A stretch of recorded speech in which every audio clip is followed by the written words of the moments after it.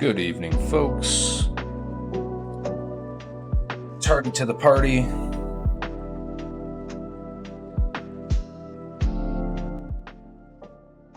All right.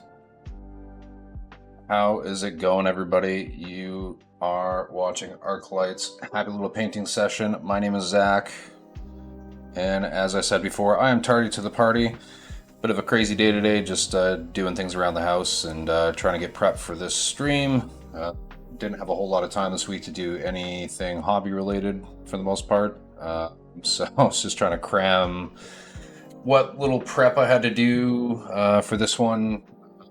Just throughout the day, I needed to do a little bit of panel lining and stuff so I could move on to kind of the fun portions of painting the miniatures that we're going to be painting tonight.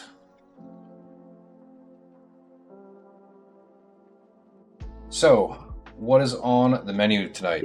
If you have been paying attention at all to my social media, you would have seen that I teased out some green mechs inspired by MechWarrior 4. I've got a Loki Mark II, a Thanatos, I've also got a Hellspawn, and what's that last one there? Oh yes, the Fabled Argus. It's an absolutely fantastic miniature. Really like that mech. Just tons of nostalgia. Lots of nostalgia for all of them, but especially so for the Argus. First time I ever saw it was in MechWarrior 4, so very excited to get some paint on this. I'm kind of going for a bit of a speed paint for this. I want to see how fast I can crush through these 4 because I can really only get through them on the stream. And painting a lance is a bit ambitious to do over stream. I've also got some other projects that I got to work on in the meantime. So this is just my little fun side gig in terms of painting that I'm doing in my free time. Now I'm gonna go ahead and pause these beats. We'll get some stream beats from Harris Heller going, and we will move over to the painting desk.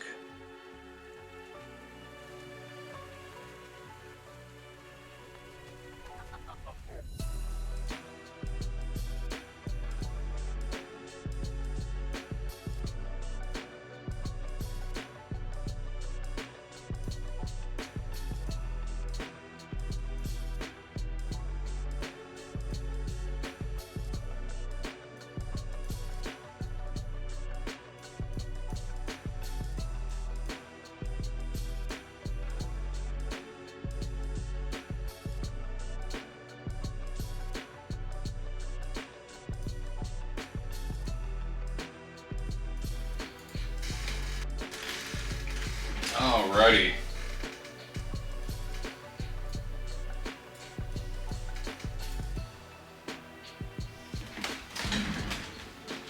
Slow starts. Still getting half my stuff set up. That's how you know I'm super prepared for this.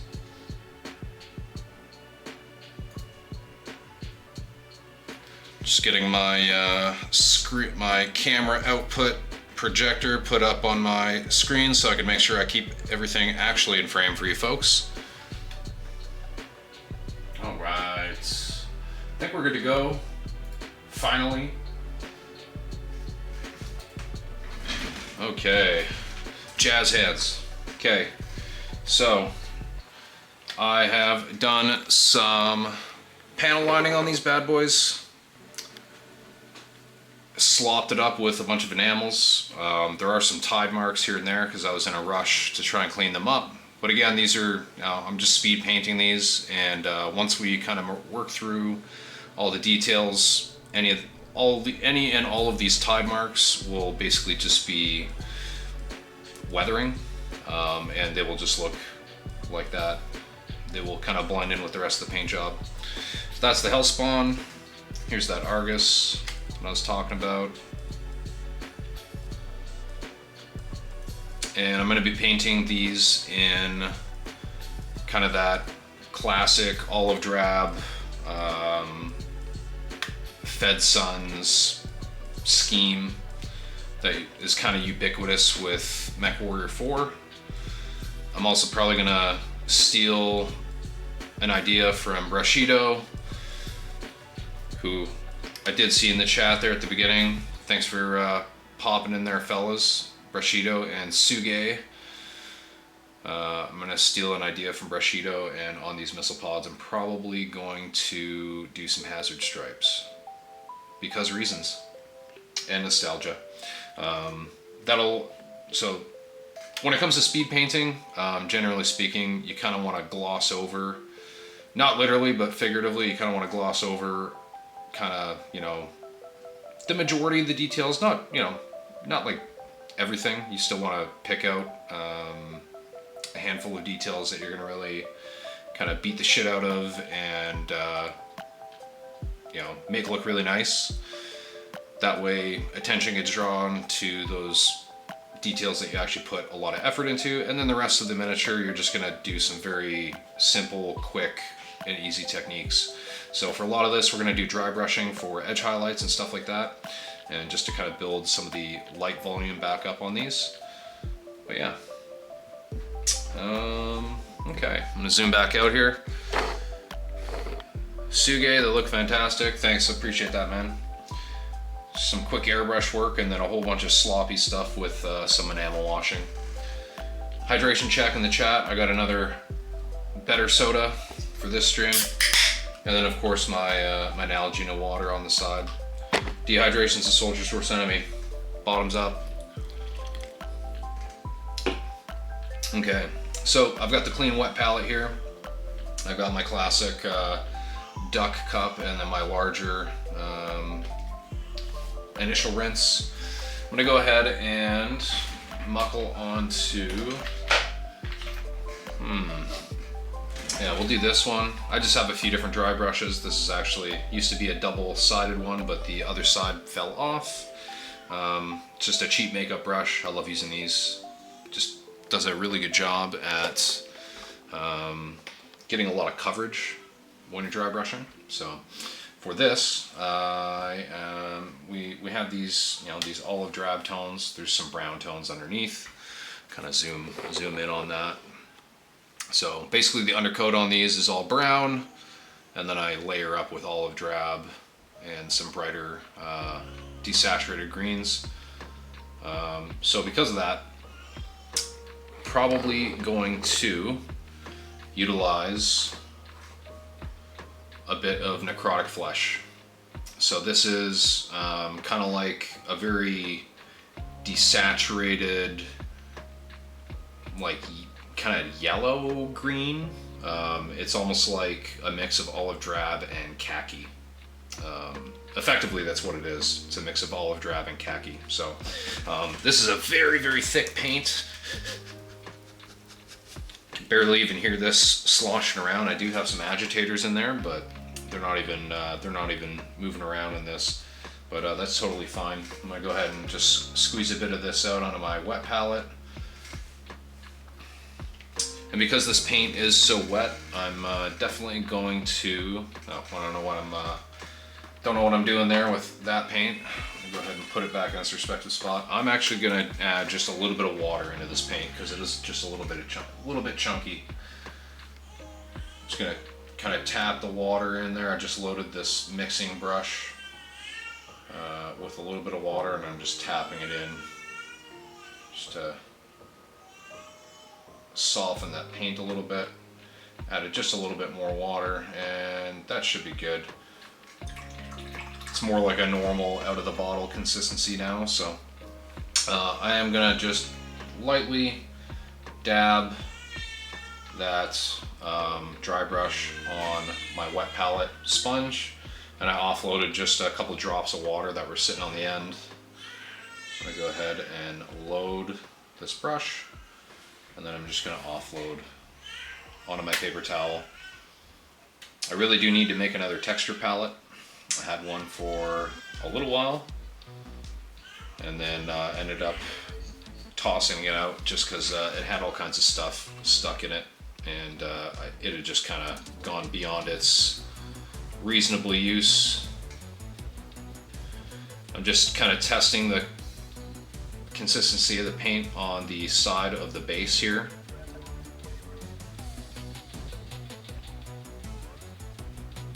And you can tell we're about to start painting because the music got real intense. Okay. So I really don't want, I'm gonna go ahead and pop the post off the painting handle. I really don't want any streaking on my panels. I just want some nice crispy edge highlights. So I'm kind of hitting the sidewalk on this base just because it has some kind of finer panel lines, and I'm just trying to see how that paint comes off, and that's coming off at the consistency that I would like now. So I'm gonna go ahead and start hitting the tops and all the front edges. So I'm gonna do all my swipes from basically front to back. There's a joke somewhere in there, swiping front to back. You can figure it out, you're adults. And then top down.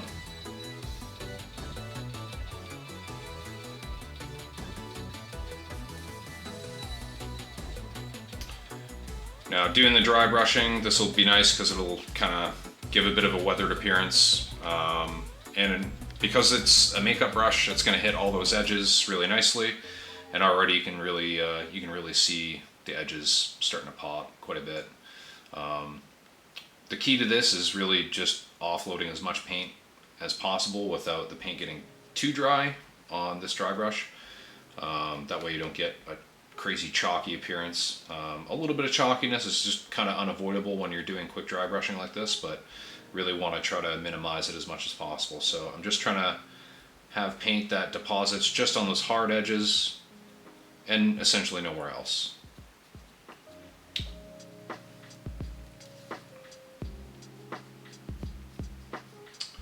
And on the back side here, I'm just going to kind of go top down. For the most part, there might be a few areas I go side to side just to try to hit certain edges on parts that going top down and front to back doesn't hit. You definitely don't want to go bottom up on most of this. That will kind of yield a bit of a funny look, especially because I have quite a bit of like zenithal shading going on here, a lot of dark brown undertone, and then the bright green on top. I really want to focus top down.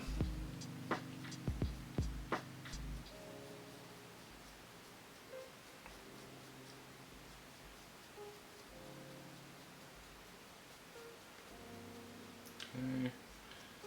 I'm going to kind of go side to side on these shins and like on the front of the feet, just so those actually pick up some more paint. And a little bit on the front of the groin there. Okay. Just kind of going across the miniature and just looking to see if there's anything funny that ends up, you know, sometimes when you're dry brushing you end up with like a hair or maybe a dry chunk of pigment getting stuck on your miniature. I'm just going around and seeing if there's anything obvious like that, and there was a couple spots where there were. Kind of picking those off as I go. And that looks pretty good. Don't really need to do too much more with this one. Maybe just a touch bit on top. Okay. I'm gonna go ahead and move on to the next one. Let's do the Loki Mark II. I'm gonna go ahead and load up a little bit more paint. I'm gonna go ahead and touch that brush again to the wet palette. Go back into the paint here. And we'll offload.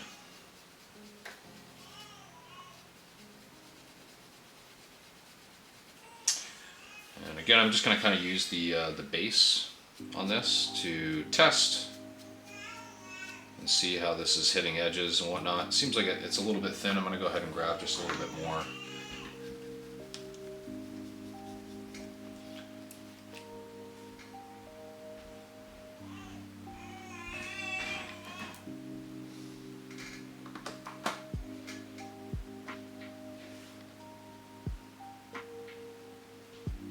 Again, I'm just kind of adding a little bit of water to this paint because it is a little bit thick and chunky coming out of that bottle. It is a very, very old bottle of paint.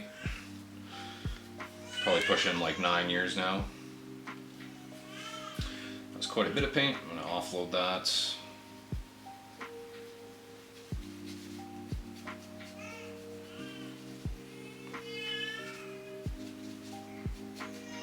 And again, I'll go back to this base and utilize the base to check consistency. Just kind of offloading some of this bulk on the front flat area, and then I'm going to go into some of the texture. We'll just see how that's depositing the paint.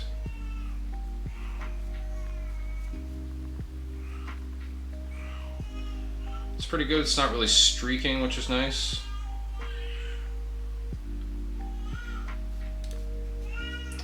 Alright, that should be good. We'll see. We'll do a couple little test swipes up top. So far, so good. And if you can hear a very upset child in the background, that's my daughter. My wife is being very, very patient with her right now.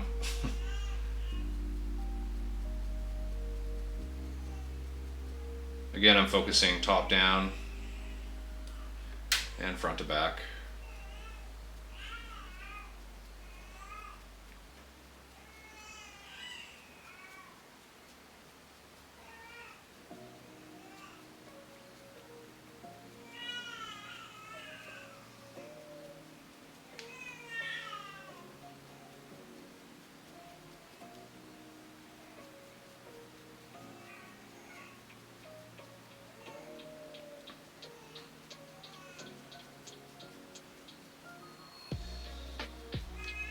If you do this correctly, you should be able to fool a number of people into thinking that you actually took some time doing your edge highlights. We'll see by the end of this if I've done that. I'm sure on some areas it'll look pretty crisp and clean, and then other areas it'll be a little bit slopped up, but that's totally fine. And when it comes to dry brushing, honestly, sometimes less is more. So I'm not gonna try to overdo it. Or I'm going to try not to overdo it, rather.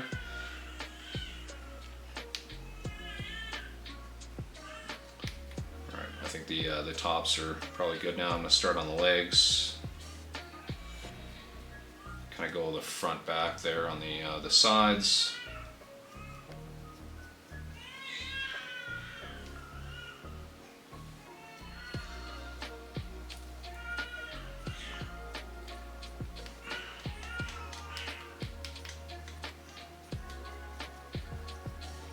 And on the lower legs, you can kind of go a little bit harder because lower legs, you know, they're going to get scratched and dinged up a little bit more than everywhere else.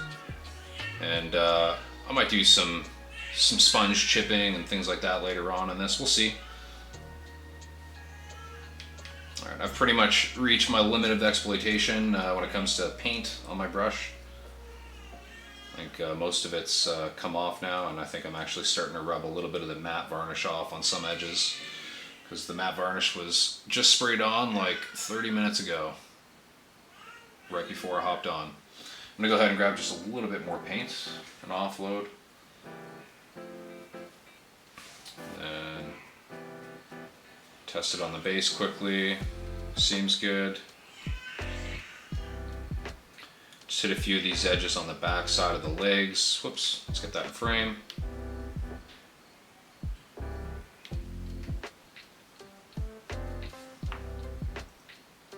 That should be good. Again, don't want to overdo this.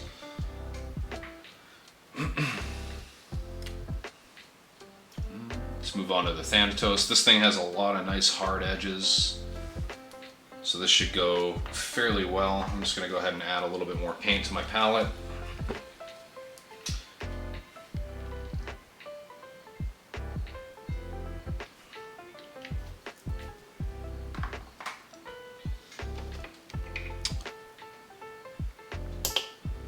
Just going to drop the brightness a little bit on my task lamp. Let's zoom out slightly.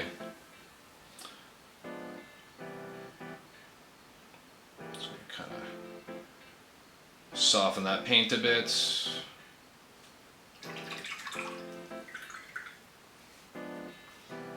And again, nice little tap on the sponge, and then we'll offload.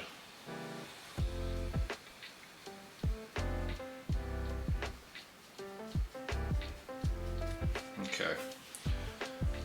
Again, I'm going to test on the base because it's right there.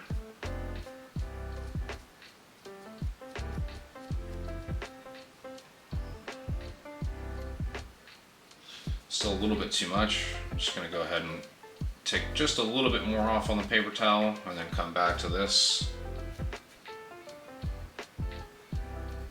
Just had a hair stuck in my, or stuck sideways in the makeup brush there. So I'm going to keep hitting this same spot until I feel like I've offloaded enough. Another little hair sneaking in there. You can always use the side of my painting handle too.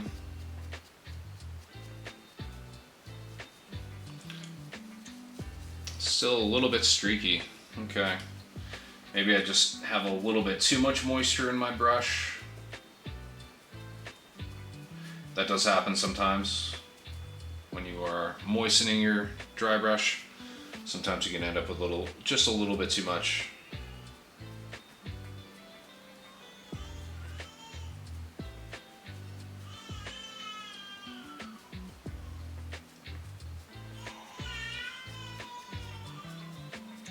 Just going to keep hitting this until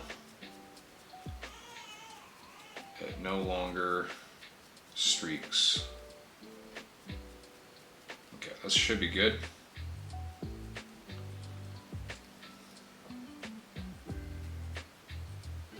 Not quite. Just a little bit too much moisture in that brush. I'm going to add just a little bit more paint here. And offload. Hopefully this should kind of suck enough of the moisture out that it gives me the effect I'm looking for. Because right now I'm not trying to build volume on the panels, I'm just trying to build volume on the edges.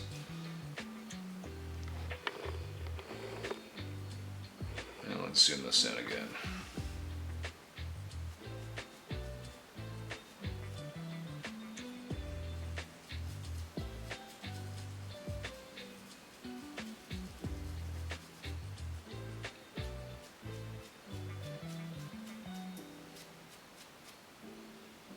I'm just going to rub this off on the towel. I just have a lot of moisture in there for some reason. It does not want to come out. And the last thing I want to do is ruin the airbrush work I did earlier by causing a big old streak across the panel. I've already got some tide marks I got to deal with. I don't want to deal with that.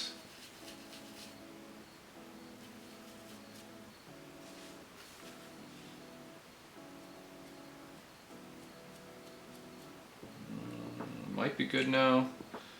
Let's see, let's go top down, start. Seems to just be hitting the edges. I think we might be fine now.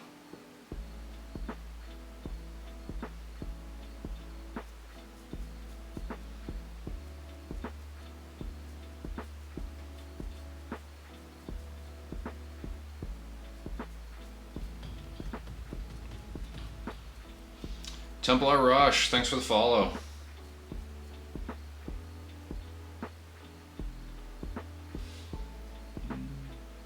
Starting to hit those edges, building a little bit of volume on them. I'm gonna add just a little bit more paint.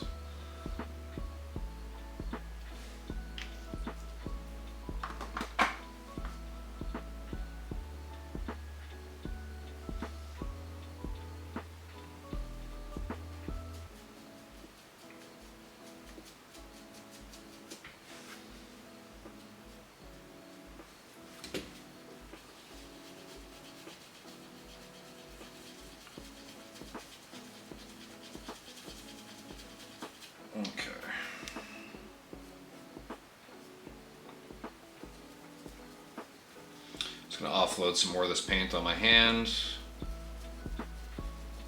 It is going on rather smooth, which is nice. I just don't want that streaking on my panels.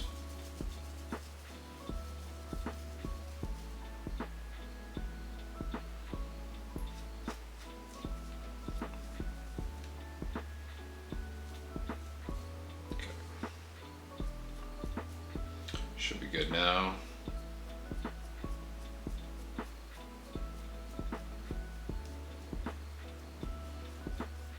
Just really focusing on the top down for now. I'll go back to the front and do a little bit of front to back and side to side. Right now, just because I'm on this back side, I'm just focusing top down. And this is going along swimmingly finally. Seem to have balanced the moisture in the brush appropriately.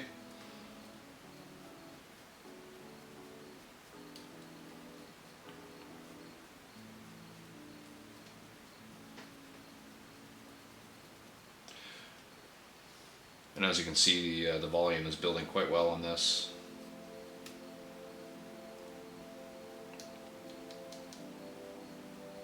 Oops, let's get that in focus there.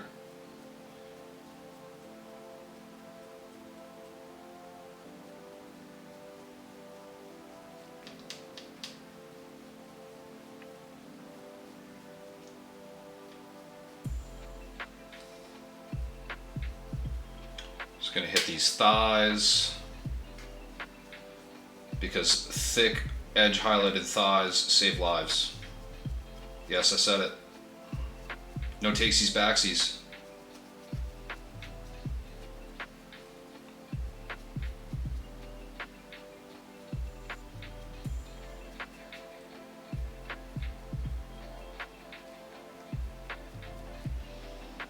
Okay. Might just about be good on this one. I feel like there's a couple areas that I've gone a little bit overboard, but that's okay. Just gonna hit the top of that arm. Kind of the front to back. I think that's probably good. Let's do a little 360 on this bad actor. I'm not too worried about the barrel because the barrel I'm gonna paint in metallics, most likely.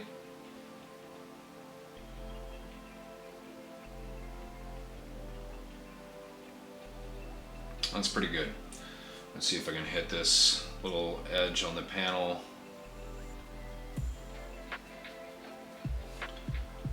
Just slightly.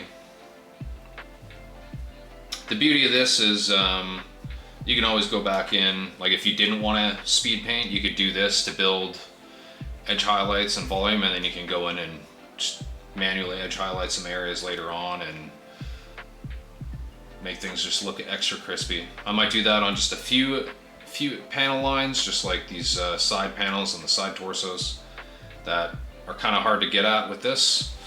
They don't really pick up paint well just because of, just by proxy of the size of the brush, but as well as on that panel line on the arm. But you know, only having to edge highlight a few panel lines, much better than doing the whole thing. All right, that's pretty good. I'm gonna move on to the Argus, and then we can move on to blocking in some details, because that's always fun.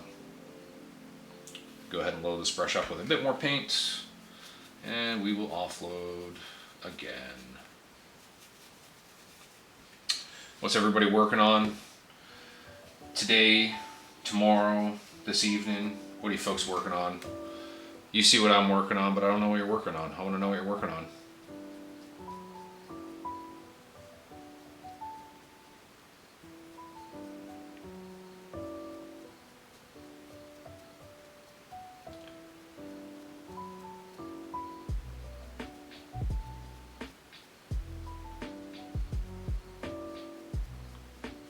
Definitely a fan of a lot of these new sculpts from the Mercenaries Kickstarter, as well as some of the soon-to-be released sculpts like the Thanatos and stuff like that.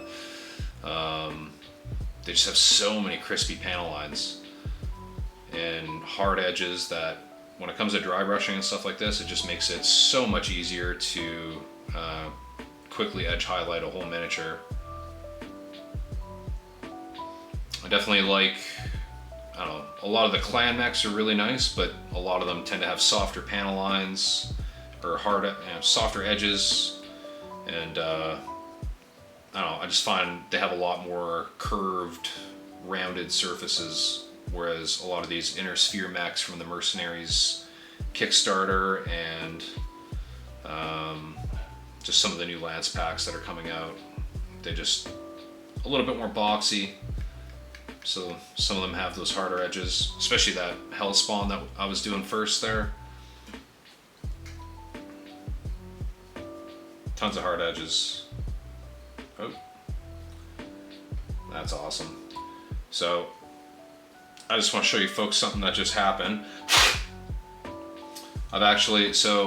I applied matte varnish right before going live on stream, and I actually just stripped off by dry brushing a small amount of matte varnish right there. So you can see there's like a change of finish, and that's because I started to dust up that varnish and then it peeled off the gloss layer below. So I'll have to be really careful with that. This was the last miniature that I varnished, so the varnish has had the least time to cure. So I'm just gonna have to make sure I go a little bit less heavy-handed on the makeup brush. Totally fine. I'll just paint in some battle damage on that little area, and then nobody will know except for you folks that are watching right now. Excel 66, working on some Draconis Combine, so counter to your Fed Sons. Your Novacast got me excited to push myself at stuff, so here to learn more. Awesome. Happy to hear. I'm a big fan of DCMS myself. Have a lot of Draconis Combine mechs, some Genyosha, whole bunch of Sword of Light.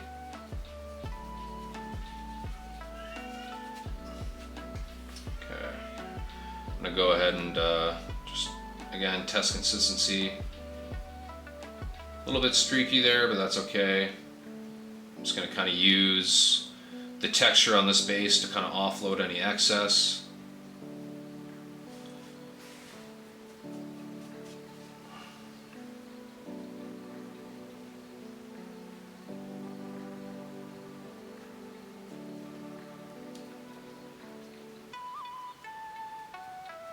Okay, that's about what I want there.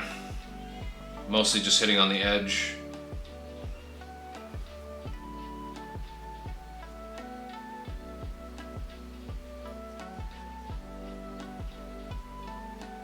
It's very, very gentle, hitting that spot that I was just at, that I kind of accidentally stripped. I do got to be careful. I went a little heavy-handed right there. I'm going to offload just a little bit of the paint.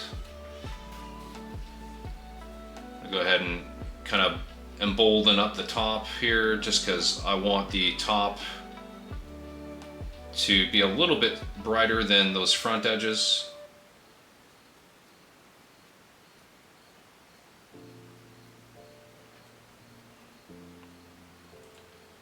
All right.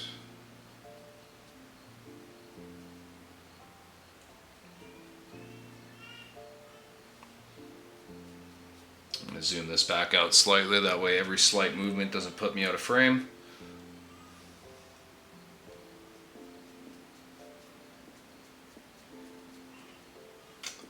Okay. I try to hit the inside of the leg for the right side there. So it would look kind of weird if the outside was all edge highlighted and the inside had none.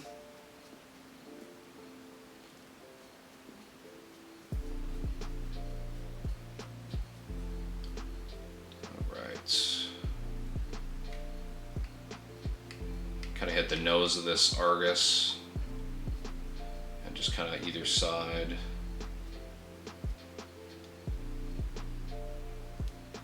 Oh, got to be a little bit careful. I just rubbed a little bit of the matte varnish off again on that barrel, but that's totally fine because that barrel is getting painted in metallics, so it won't be staining the green. Just taking a look at some just different areas, just to see if there's an area I should kind of buff up. Oh yeah, just right on the inside there. Hit the inside of this leg. And that's about good. If we can just stop there with the dry brushing. Oh, never mind. Saw an area I didn't like. We're gonna hit that front spot and that should be good now. Added just a little bit. Alrighty, let's zoom back out. So just kind of add a bit of a distance. Zoom this in slightly.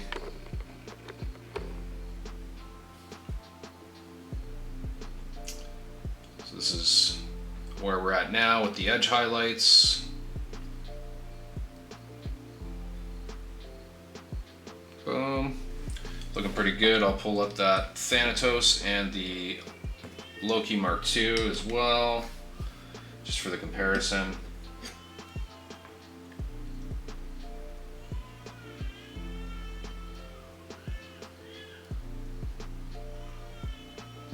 Pretty good stuff so far. And the backside, because who doesn't like looking at the backsides? Boom. Good to go. Alrighty.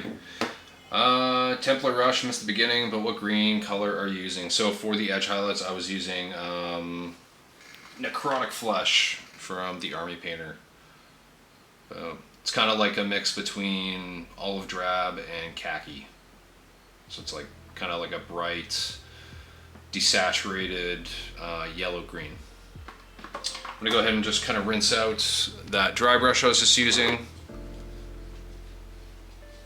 Because it is important to rinse your dry brushes. Inevitably, you will have dry pigments kind of load up in them over time, but you definitely don't want to just let dry pigments load up and dry on these from a single paint session. So I tend to use this one for a lot of greens and khakis, so it's already kind of stained that color, but managed to get a good amount out. So let's set this down here. Alrighty, I'm gonna go ahead and take a quick couple photos of these because I am trying to get photos of essentially every stage of this painting process, because I wouldn't mind doing a little write-up for folks who aren't following along on the stream. Just gonna take a quick photo of this.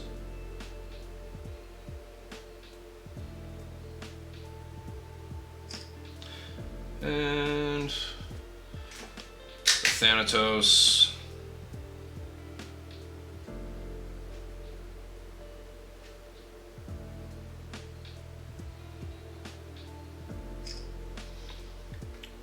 Do the Hellspawn and then the Argus.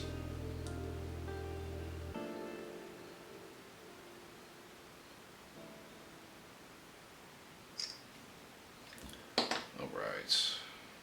So what we're going to move on to next, right after I finish taking this last photograph, is going to be blocking in some details. So what I'm going to do is block in essentially canopies, any bits that I want to paint with metallics, and weapons. So like anything that I'll be applying weapons effects to, like lasers, things like that. Everything else I'm pretty much just going to leave as is. I'm going to leave it as, you know, just green. I am going to, after we paint on some details, I am going to grab a few Fed Suns decals. I'm gonna even grab, have some Federated Commonwealth decals. I might grab some of those as well and put one of each. Because if you play Mech Warrior 4, oftentimes you're just seeing the Federated Commonwealth insignia on your mechs if you're playing Vengeance or Black Knight, or even if you're playing Mercenaries. So I just kind of want to keep the same aesthetic. So what I like to use to block in is just ink, because it is nice and thin. As you know, black paint works just fine, but black ink is highly pigmented, very thin, So when you're layering it on, you're not really risking filling in details with paint and kind of losing some of that visual detail. So I'm going to go ahead and set my mixing brush off to the side, pardon my big stupid head, and then I'm going to go ahead and grab my detail brush. Oops. Headphone cord just got hooked on something. And before I continue any further, flip that over, use the other side. Hydration check, folks.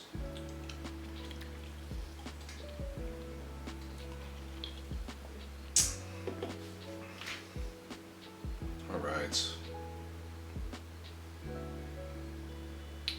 Loading up just a bit of ink. We'll go in and pick out this canopy probably first. Just gonna go ahead and adjust my task lamp slightly, just to give me a little bit of better lighting angle on this. There, I think you folks can probably see that a little bit better.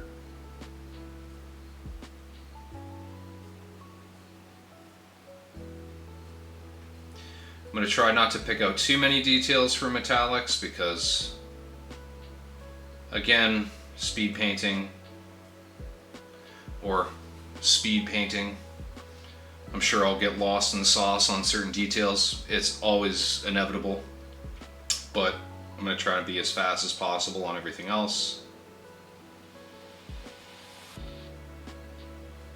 So when it comes to filling in canopy spots like this that are very small, it really just comes down to finding the optimal angle to kind of poke the end of your brush in there. So oftentimes with things like this that are really deep, I try to come in almost straight on, but at a slight angle.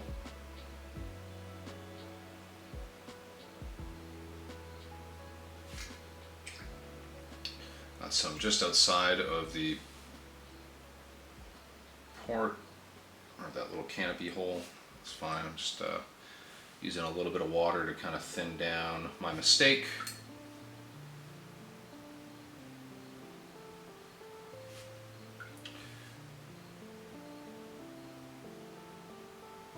The nice thing is, even though this is acrylic, because I just applied it, if you soak it with water and kind of feather it a little bit, you'll be able to kind of fix your mistake.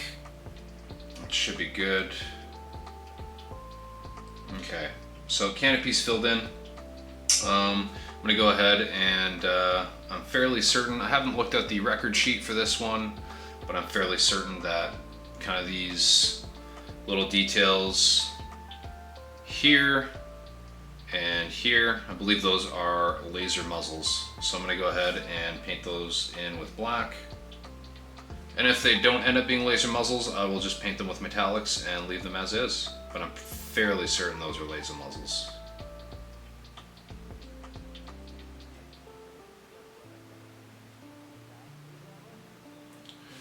Okay.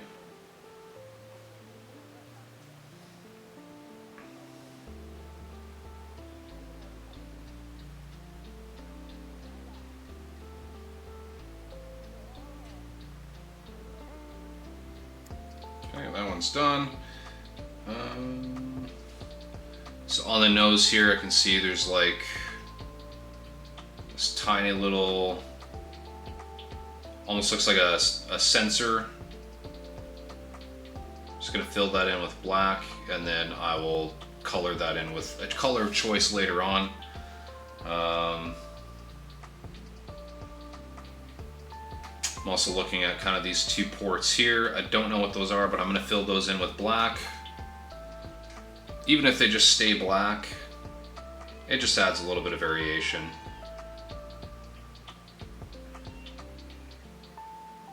Maybe those are part of a sensor suite as well, and maybe I'll kind of jewel them with, you know, to make them look like lenses or something. Tons of options when it comes to that kind of stuff. I'm gonna go ahead and hit these antenna quickly.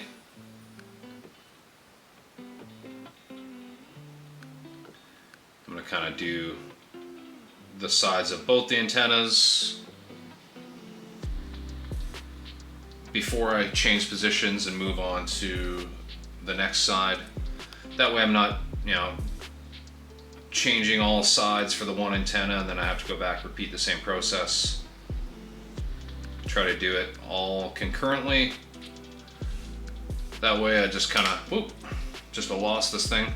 That way, you know, concurrent activities just kind of speed things up. So go ahead and get the back side.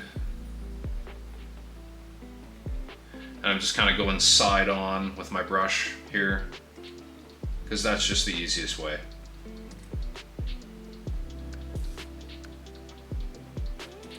Just being mindful of the side of my brush belly, that way I don't accidentally tap some of these green areas around it when I'm going in.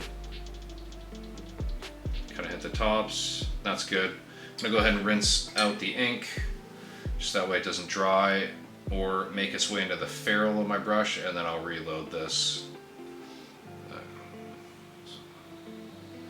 So whenever I load my brush, I make sure I have paint going about halfway to 2/3 up my brush, but generally no further.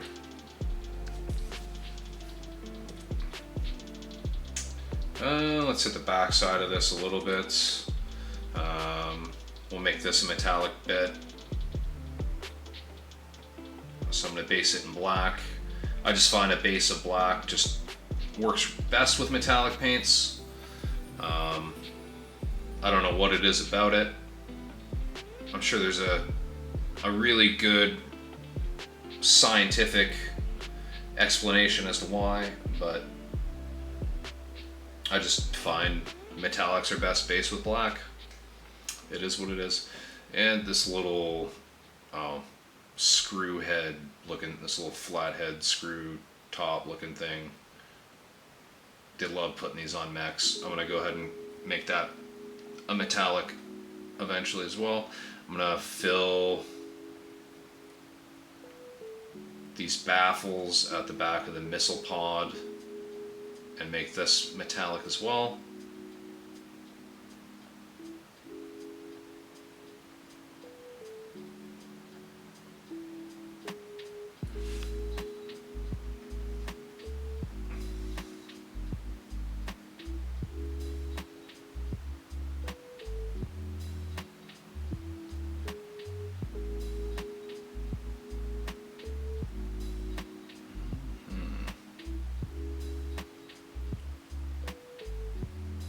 And I'm going to leave that center crossbar just as is. And as I said that, I got just a little bit of black on it. And just like that, it's gone. Perfect. Okay, let's just kind of look around this thing and see what other details we want to pick out and make metallic. Or just make black. Definitely the barrel.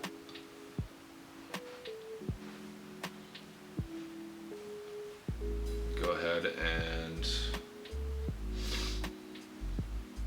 I think I'm going to make a bit of a choice here. I think I'm just going to do the end of like this end segment on this smaller barrel.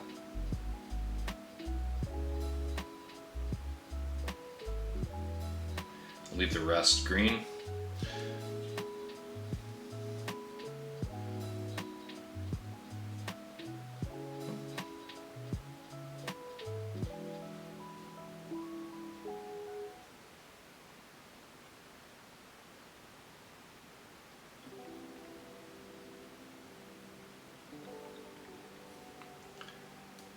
I'm just going to kind of get on that side there. All right, and now I'm basically just going to paint from this groove forwards. I'll see how it looks. If I don't like how it looks, I'll go ahead and paint the rest black.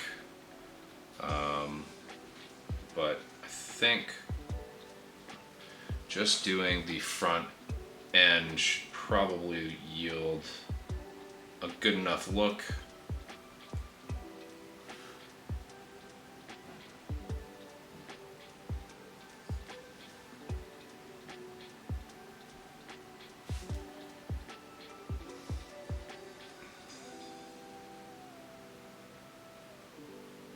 And now that the ends kind of define there, and just kind of move a little bit more quickly through the rest of this and just kind of slop it up with the paint.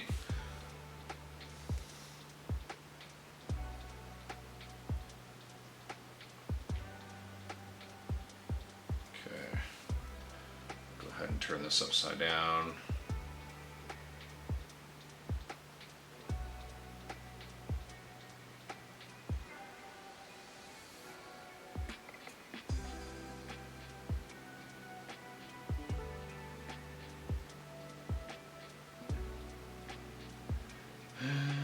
Just kind of the inside.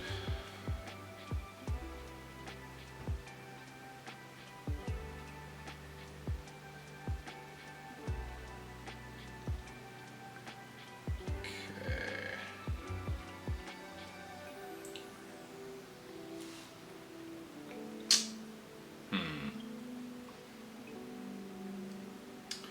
I'm noticing a couple weird tide marks, so I'm going to go ahead and fill the rest of that barrel out with black, and we'll just do the whole barrel in metallics. Part of my hair I see peeking into the frame.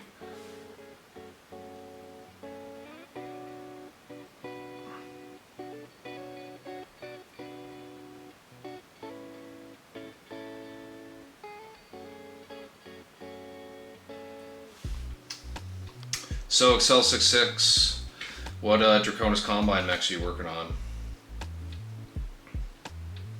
Very curious. And Templar Rush, what are you working on?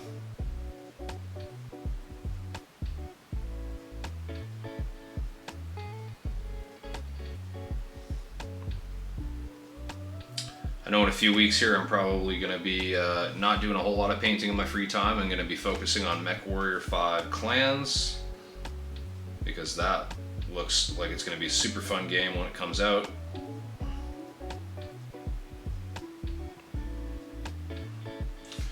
Probably going to have to see if I can get some of the Camo Specs Online guys to hop in, and we can go drop together, conquer the Inner Sphere. Then good times will be had by all. Alrighty, so the barrel is black. Alrighty, I'm gonna go ahead and paint in the missile pod here. Actually, you know what? I'm just thinking, because I kind of want to do this missile pod in Hazard Stripe, like on the front face there. I'm gonna leave this as is, and then I'm going to paint it brown afterwards, and then I'm going to add in my yellow to build it up, and then I will kind of tape over and then do the black stripes. But I'm going to kind of delineate one or two more metallic areas, and then that's about it on this. Excel 66, Grasshopper and Hunchback to go with my Amaterasu Force. Nice. I love the Hunchback. Just the, you doing the, like the 4G or whatever it is, or you doing like a special variant? Templar Rush, trying to finish up my Comstar level 3, Exterminator, Highlander, Sentinel, and Mercury. What clan mech you looking forward to using in MechWarrior 5? I mean Timberwolf, of course. Like I'm a Timberwolf fanboy. I'm a clanner simp. So Timberwolves, Mad Dogs, those are like my favorites from the Clan Invasion era.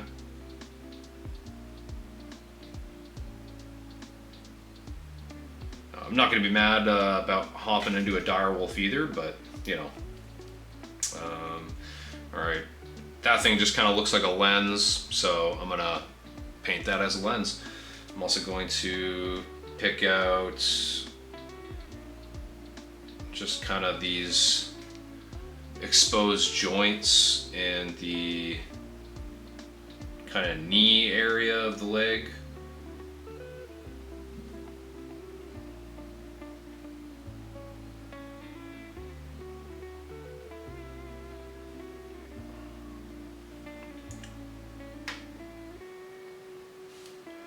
Kind of go to the back side, and I guarantee you, yeah, there's some openings on the back, so I'll fill those in too.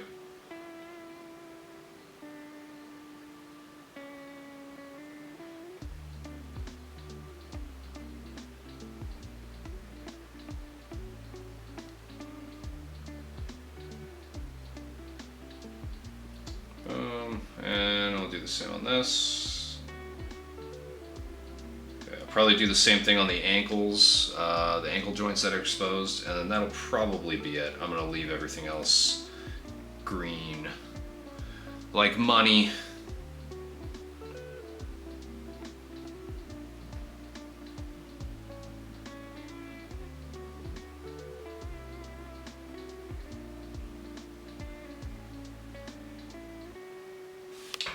Just gonna load just a little bit of ink into my brush here.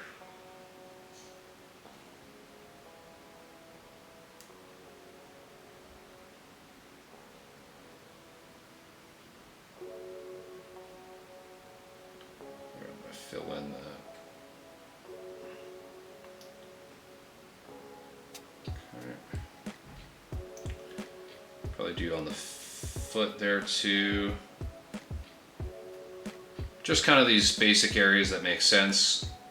Again, I'm not trying to get lost in the sauce on picking out details, but there's just a few that I feel like would look a little bit bizarre if you didn't paint as metallics. I think there's a lot of areas you can kind of justify on, for me coming from a military background, they paint pretty much anything that they can brown or tan on military vehicles, or sorry, green or tan on military vehicles.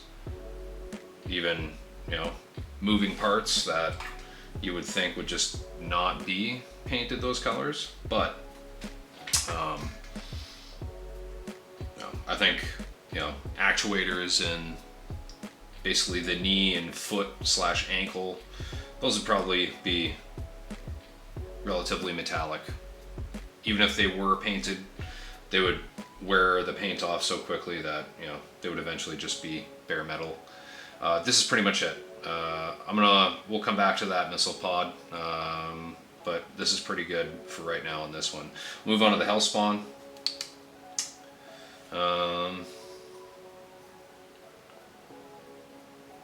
Same thing with the missile pod here. I'm just gonna leave it. I will come back and do the missile, like the plates in yellow, like brown then yellow, and then I will add the black stripes. I'll do the canopy here first.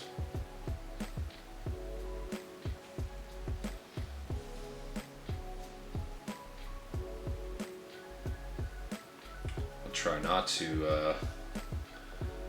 to get black all over the green.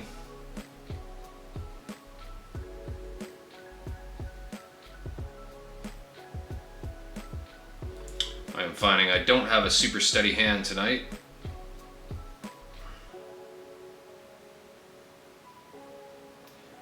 But that's okay.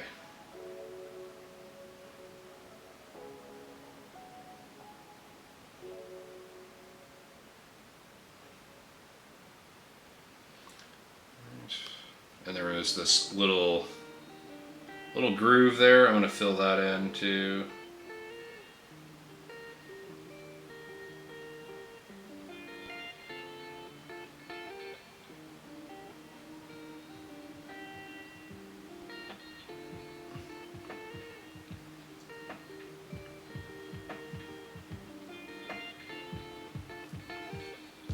Okay.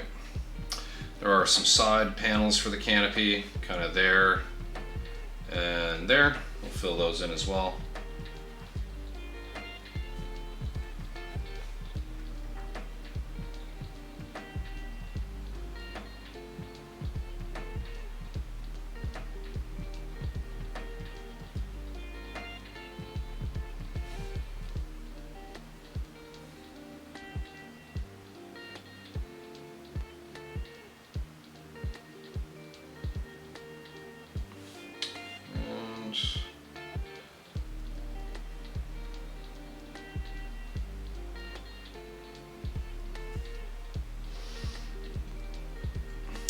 Now, because this canopy panel is kind of hidden, I'm really having to kind of fight for an angle here, especially to kind of get into that top.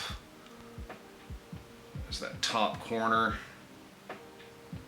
I'm even having a really hard time seeing this, but it seems like that was successful. Try to come in straight from the side. All right, might have to do a little bit of touch up. Just got a little bit of black right there. That's totally fine. We can fix that later. Canopy's done. Let's pick out kind of the obvious weapon parts.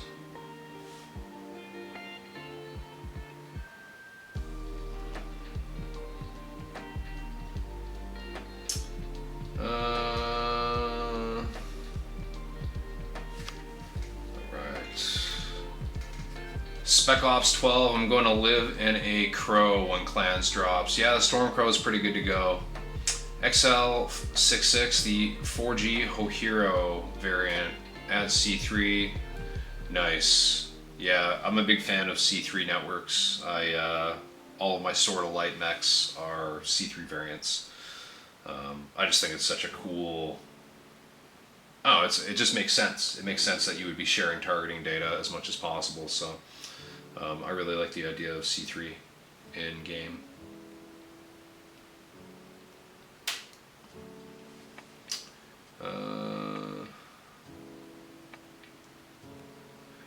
I really hope Space Marine 2 doesn't overshadow MechWarrior 5 Clans too much. Yeah, hopefully not. I wonder...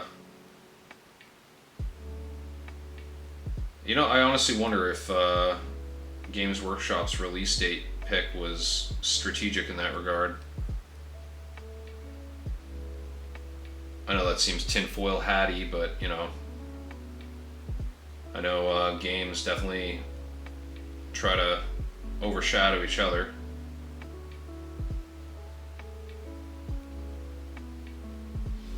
That's kind of the ploy of Battlefield 3 releasing the week before Modern Warfare 3 released back in the day, back in like 2011 or 2012, whatever it was.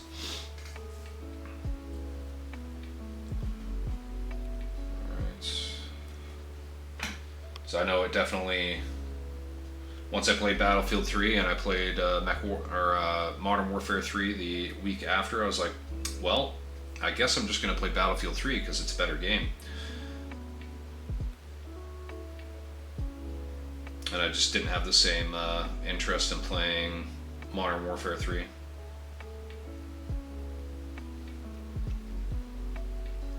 Are these Catalyst Game Lab sculpts?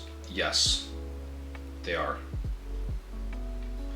These are, so full disclosure, these are 3D printed prototypes because the Hellspawn, the Thanatos, and I believe the Argus are yet to be released.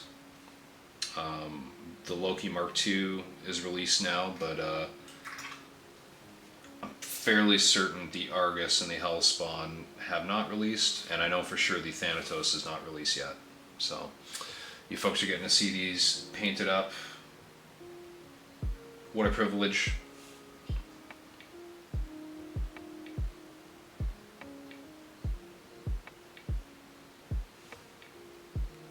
I definitely am a fan of the Hellspawn resculpt. Full disclosure, back when Polygon Masterworks was a thing and I was not a Camel Specs artist, I definitely enjoyed the Polygon Masterworks sculpt of the Hellspawn. There was a lot of detail added in and I really enjoyed the aesthetic, but I really like the Catalyst one even more because it really sticks to, I feel, the original MechWarrior 4 aesthetic while kind of giving it like a good modern update, but it's still very boxy. I like the canopy is a little bit bigger. The Polygon Masterworks version that was available a while back for the 3D printing pirates had a much slimmer canopy. So if you weren't a very patient person, it was a bit of a pain in the ass to paint. Lady Aardvark, awesome. I like their sculpts a lot aesthetically and hadn't seen those. Battlefield 3 had Metro, right? Oh yeah. Had Metro, had the it had the defibrillators. So I was definitely a fan of the until they got rid of they got rid of it in a patch later on, but I loved for like the first handful of months when that game was out, you could kill people with the defibrillator and then revive them back to life and then kill them again. It was super goofy. I really enjoyed doing that. It was fun. But yeah, I really enjoyed Metro. It was a fun map, especially like if you played the game mode Rush, where it was kind of progressive. You gained more access to more areas the further you progressed. I enjoyed it quite a bit. Rush or Metro definitely turned into a grind once you got kind of to the middle of the train station. But I don't know. I really liked that it was a game that kind of went out on the limb in terms of battlefield effects, like you know, buildings collapsing or storms and stuff. I thought that was actually. I think I'm conflating Battlefield 4 with Battlefield 3 when it comes to the storms. I think it was just the buildings and whatnot that Battlefield 3 had for the battlefield effects. But anyways, I definitely really enjoyed Battlefield 3 just for all the dynamic aspects they added to the maps. And the maps were just so big. Like some of them were nice and big, especially like I was an Xbox 360 player back then. I didn't play it on PC until much later. So for me, playing on Xbox, the maps were huge in comparison to other games I'd been playing for a number of years. I definitely played like when I was a kid. I played Battlefield 1942 and Battlefield Vietnam, which Battlefield Vietnam needs a remake. I don't know why they haven't done that. That was probably it's one of my favorite Battlefield games.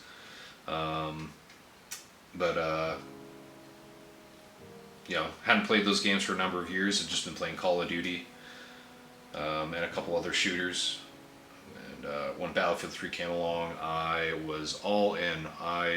So fun fact, I was actually top 1% in the world in Battlefield 3 for about 4 months, just on the leaderboards under the name Cushing, Kushing.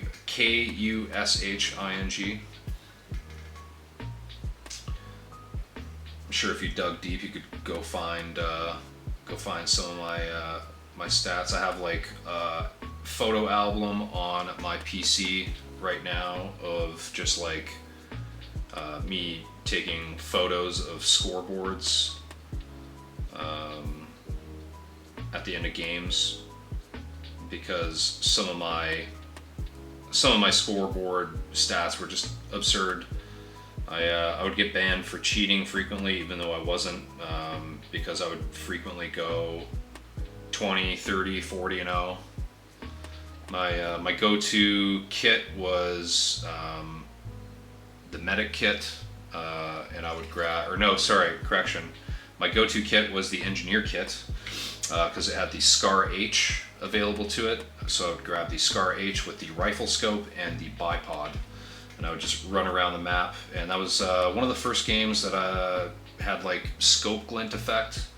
So if you had a rifle scope or like a sniper rifle or something, you would see the scope glare at distance on the map. So I would literally run around on the maps, and as soon as I saw a scope glint, I would dive down, engage my bipod, scope up, aim at the dude, 1, 2, 3, 4, get up and start running. And by the time I'd get up and start running, I'd have a kill marker. People got real angry with me in games. Let's do the jump jets next here. Yeah, let's do the jump jets. I'm debating, there's a bunch of little vents and heat sinks and stuff on the sides of the arms, and debating if I want to paint those. I think I might paint those in silver, just because there's so many of them. I feel like it would be a crime not to. I feel like it would be ignoring a very glaring detail.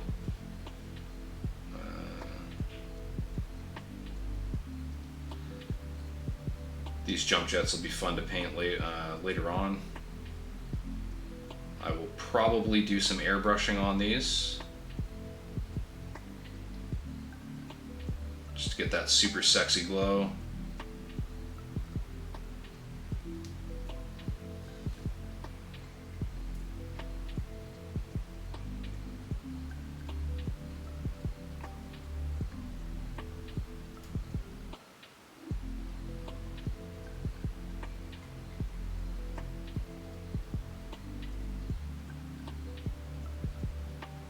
So I'm trying to hit kind of the sides and all the boundaries of these jump jets first. That way I can kind of move quickly through the middle portions. You'll see that I kind of do that on a lot of detail areas that kind of have larger surface area. I feel it just helps me move a little bit more quickly while not worrying about painting outside the lines. Always got to paint inside the lines, man.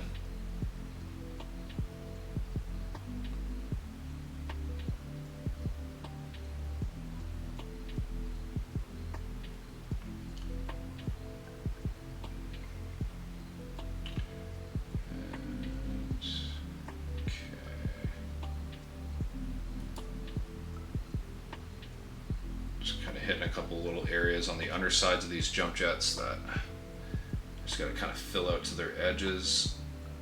There we go. Okay, those are filled in. Hydration check.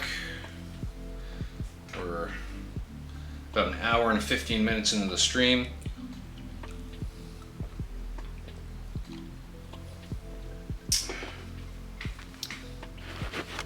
Just gonna go ahead and open up the screen panel on my camera, that way my camera doesn't overheat. It is getting a little bit warm in my bedroom. Okay. We're gonna do this. I'm gonna go ahead and, so I'm gonna leave these, nope, we're painting that black. I was about to say I'm gonna leave those green, but I'm gonna paint those.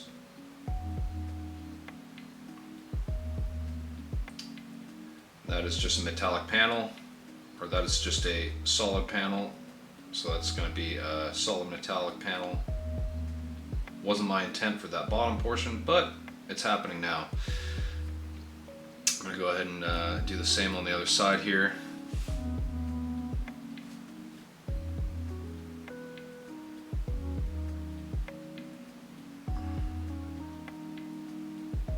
Just kind of hitting this antenna first. This is kind of in the way of the those vents or grates, heat sinks, whatever they are.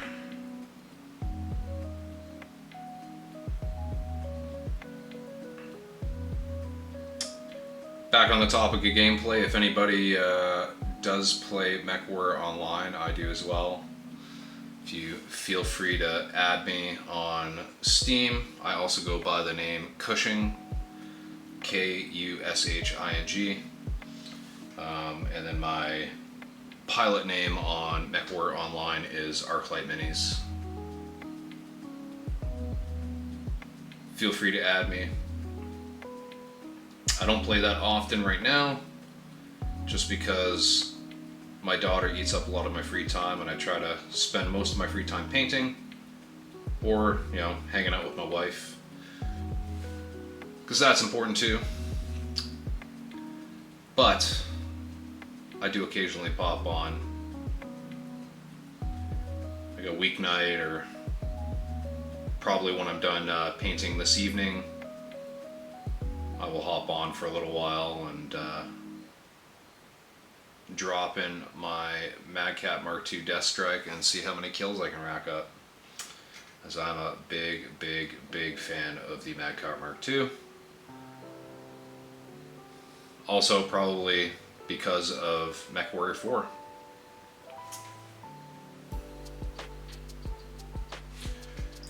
Go ahead and rinse that brush, add a little bit more ink.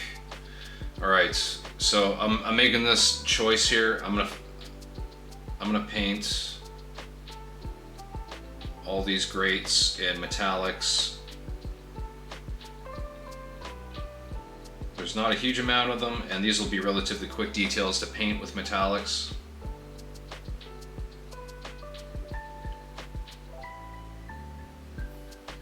Basically fill in these entire recesses with black, and then I'm just going to be essentially doing a fine edge highlight on kind of the raised baffles.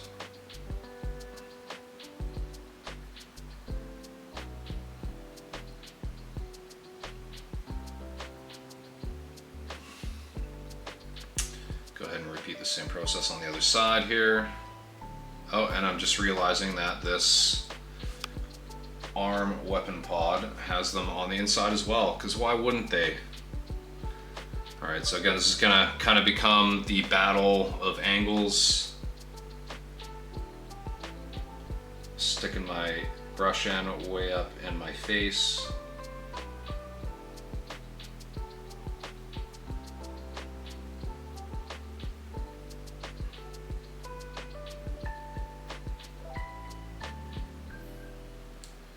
Alright, that's good to go. Go ahead and hit the other side here.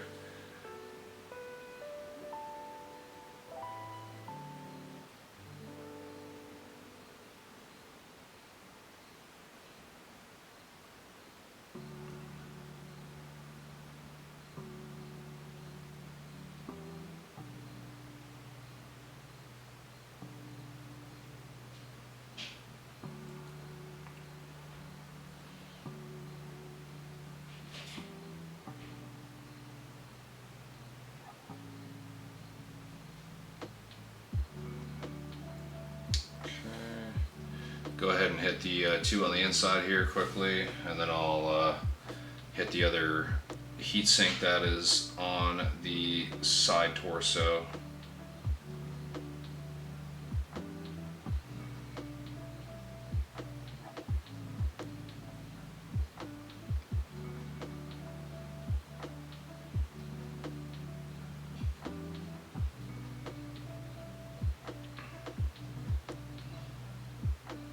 Again, kind of dealing with the battle of angles here.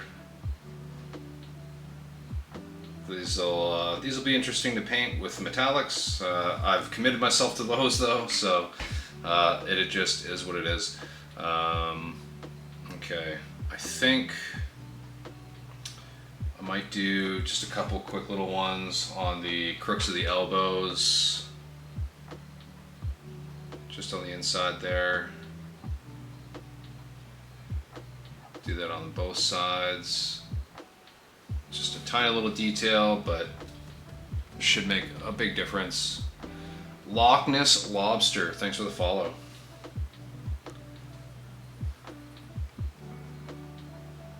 Loch Ness Lobster, not to be confused with rock lobster.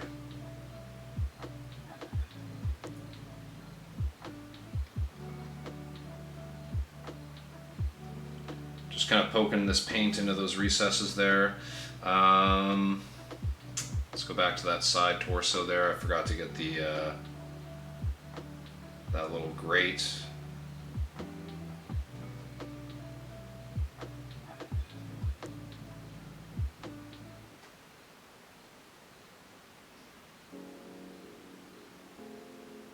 Just trying to get those little recesses and the grills. Kind of hit that front edge. There we go. Go ahead and rinse out my brush because I hadn't in a little while. Brush is still doing good. Alrighty. There's a few other. I guess this this Hellspawn is going to be the one where I spend a little bit more time on. There's There's just so many heat sinks. If I paint one, I kind of got to paint them all. And there's another one on the back side here, kind of on the butt. That's where the Hellspawn farts out of right here. This big old grill on his butt.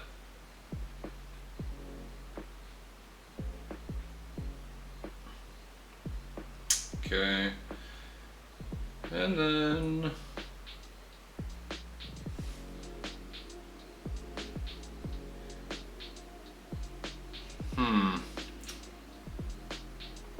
so I'm not going to paint the knee joints. They're very big and chunky, so I'm not going to bother painting those in. I'm not going to do the ankles either. So I think that's it. That's all for details on this. Boom. Alrighty. To the Thanatos.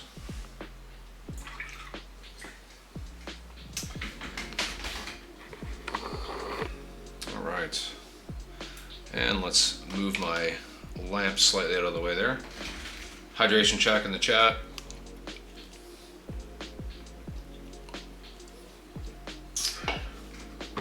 Go ahead and have some actual water in addition to my little healthy soda.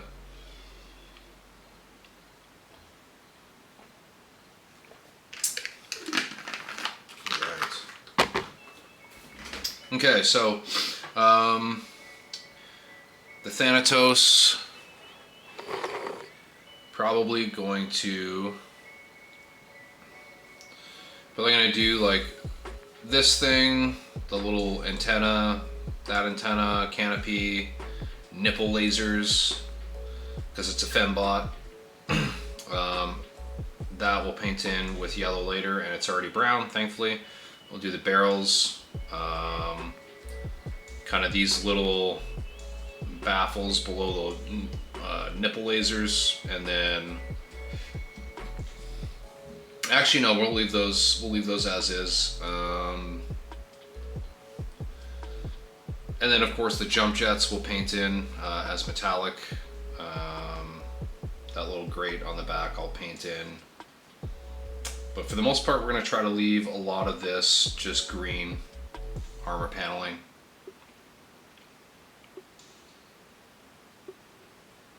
Yep.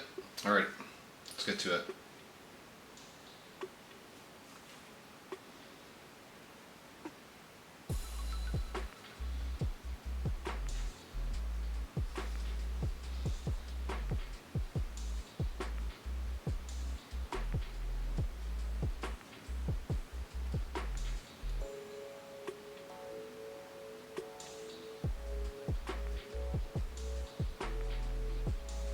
Okay, and antenna done. Move on to this other tiny antenna here.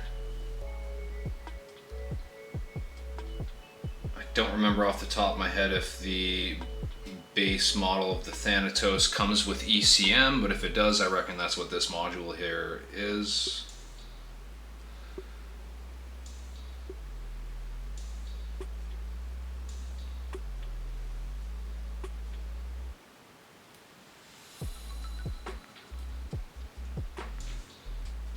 So because it actually represents some kind of equipment, that's why I am actually taking the time to paint it.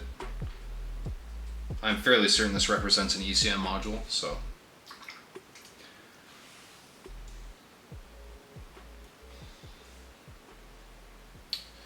And I'll just kind of get the front of this thing here.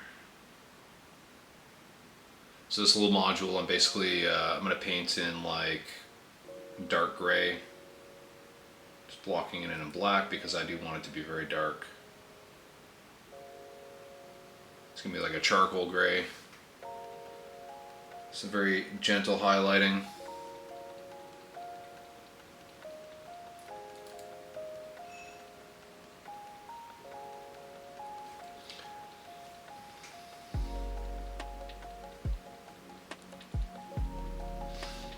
Go ahead and flip this up.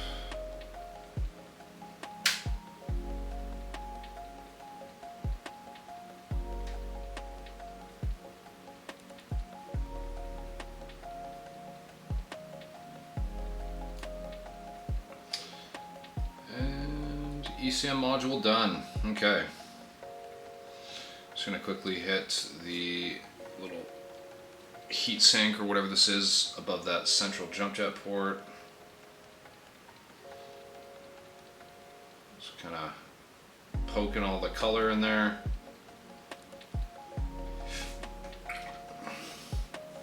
And then I'll quickly hit all of these jump jet ports.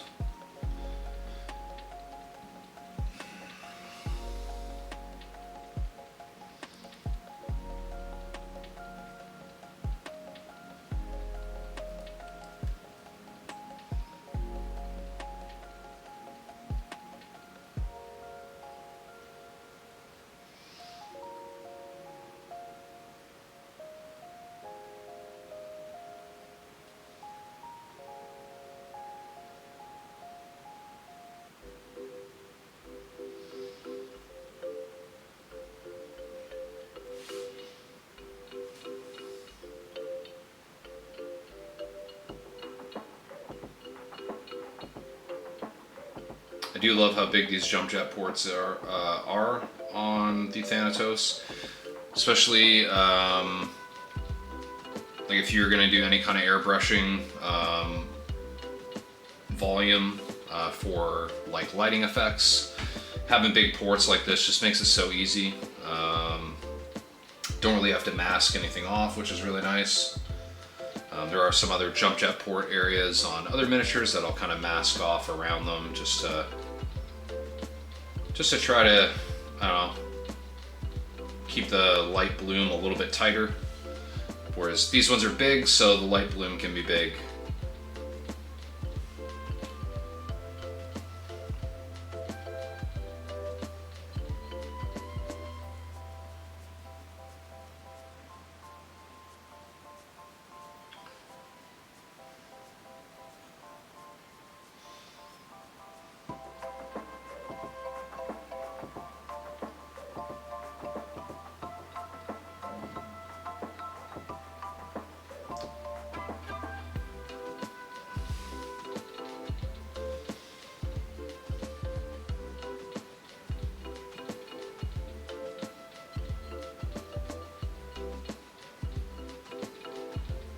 Fill everything in.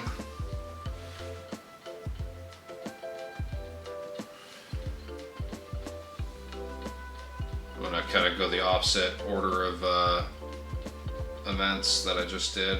Do the inside, then the outs. What's your preferred method of masking? Tape, putty, something else entirely? I use both. When it comes to I don't know, when it comes to like small areas like this, I prefer using putty. You just have a lot more. You have a lot more options in terms of like shapes that you can cover, whereas the tape just doesn't do as good of a job when it comes to that. So, but one thing. So I use AK masking putty. I'll quickly show it. Use this stuff. So there's some good things and bad things. I do like that it's very moldable, and if I have silicone sculpting tools, and you can use those tools to kind of shape it. So it's very handy in that regard. I do find though, getting it initially to stick to your miniature in the right place is a little bit finicky. It does take a little bit of fussing, but it is really handy in that like I've just been using the same putty for about 1.5 years. I've used it on a number of projects, and the putty just seems to eat paint in the sense of if you mask something and paint it and you pull the putty off, you kind of work the putty around in a ball in your hand, and the paint just kind of disappears into the ball of putty. And I haven't had any issues with paint pigments redepositing onto new projects. So I just keep using the same stuff. You know, it's I do find, I find with just masking in general on a miniature, you're kind of, it kind of behooves you to get the masking putty off as soon as you're done. What I've found is if I'm doing, especially with the airbrush, if I'm doing multiple layers of several colors, and you don't pull the masking putty off soon enough, you run the risk of the paint drying, and then you end up with almost tearing of the paint when you pull the putty off. So you'll end up with like some peeled paint that either peels off of the putty itself, and you're left with like this kind of frayed edge, or it peels off the miniature, which neither are good because they're a pain in the ass to clean up. I've actually had to take a knife to tidy up a few lines that I did when I was doing camouflage patterns and things like that. Definitely not ideal, but you know, it happens. That was kind of early on when I was first working with it, so it was just one of those lessons. It's like, okay, I'm not going to do that again, and because I haven't done that again, I haven't had the issues since. So just something to look out for.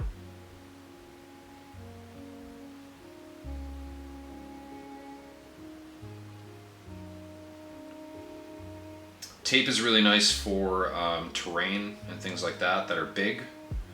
I have some office buildings from raining fire on Thingiverse, Cults 3D, one of those two or both.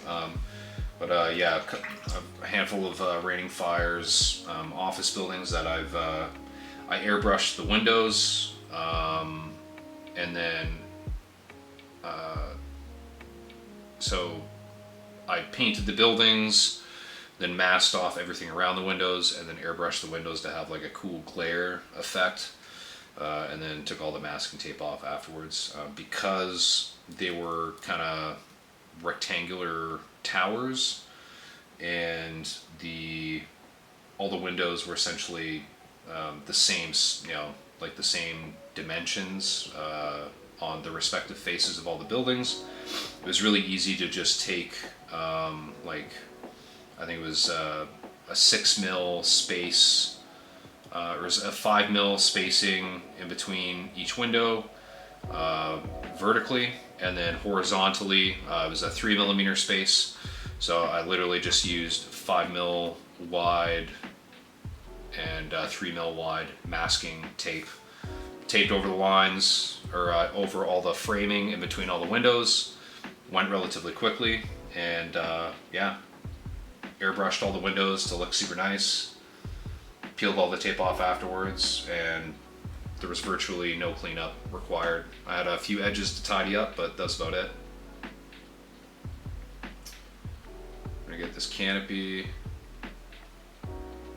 So my one gripe about this Thanatos miniature, and you're gonna see it in just a second. So I definitely appreciate that they're, Catalyst, the designers for the mechs, are trying to add good details. However, I don't like the fact that there are side canopy panels right there and right in there that I can paint black, and I might be able to kind of poke a few little spots of color into them, but they don't really get seen unless you're looking at like a very specific angle like this or like this. And in terms of the actual mech, if you were gonna, say in real life, those canopy panels serve no purpose. They're literally looking at armor panels on their side torsos. It's probably my only gripe about this sculpt. It just seems like a redundant detail that doesn't really make sense, but I digress. And again, this is going to be the angles game that I'm playing with this. Just trying to get my brush unfucked here. I had a bit of a clump of pigment sitting on the end of it. Yeah, so this really becomes the angle game of me not trying to hit anything else except that the inside of that canopy panel.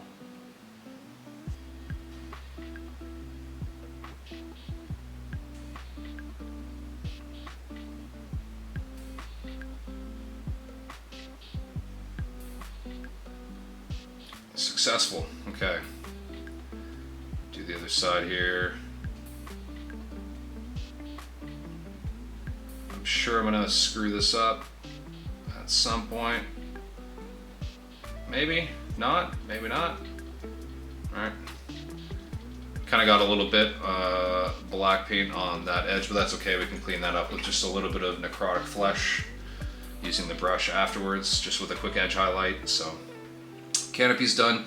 Let's do the nipple lasers. Giggity. Who doesn't love nipple lasers on a mech?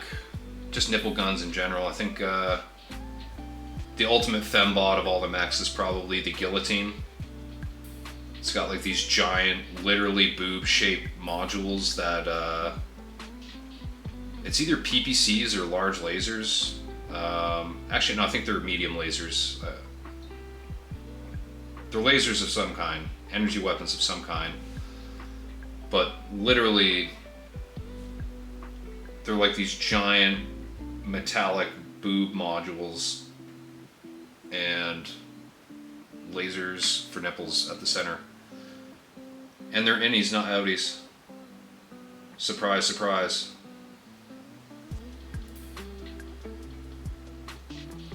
Whereas these are outies. This Thanatos is walking around shirtless on a cold day. And that's okay.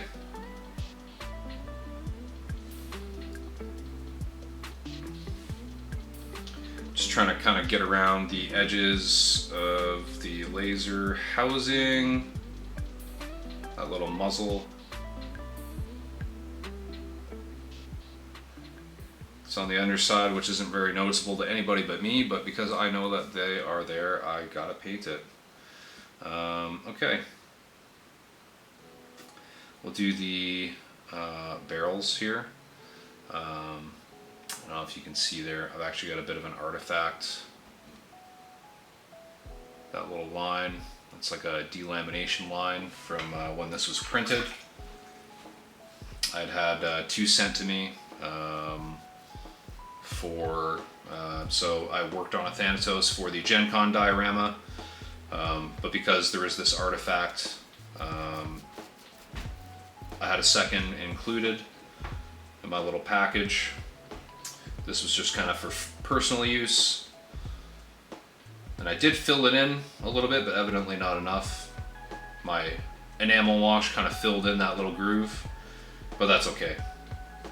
I'm gonna go ahead and fill this in with black, and when we paint it with a dark metallic, it'll basically not be noticeable. And, you know, if anything, I'll just paint it as battle damage. And then it doesn't matter. So I'm gonna go ahead and kind of do my edge borders here.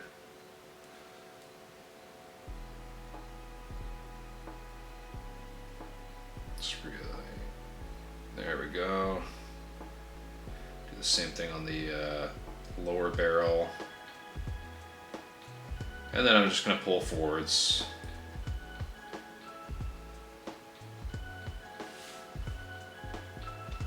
Kind of do the same thing on this other side here. Just going to come in, paint around my edges. Get another recess. Don't want to paint over top of this little, I don't know, that little jutting piece of armor panel. I'm assuming it's like a stabilizing bracket or something for the barrel. But I don't want to paint over it, so now I'm just going to go back to that edge area and just pull forwards.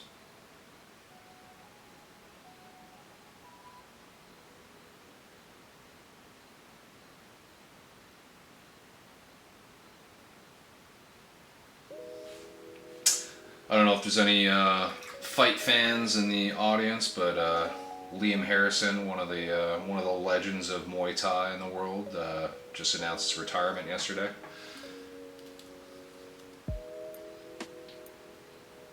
If you don't know who Liam Harrison is, I highly recommend checking out his YouTube and his Instagram. He is a very exciting fighter. He's been around for a minute, so it's like he said, it's about time. The fight game's kind of a young man's sport, and getting beat up for a living's not fun. But definitely a bit of a sad moment, because man, oh man, he's an exciting fighter. Definitely brought a lot to the sport of Muay Thai and just kickboxing in general.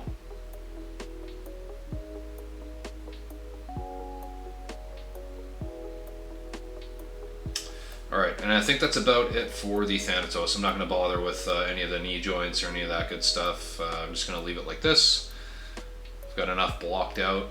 And I really like kind of blocking in these details, because you can kind of start to see even more contrast now. Those really bright areas versus the really dark areas that we painted in with black.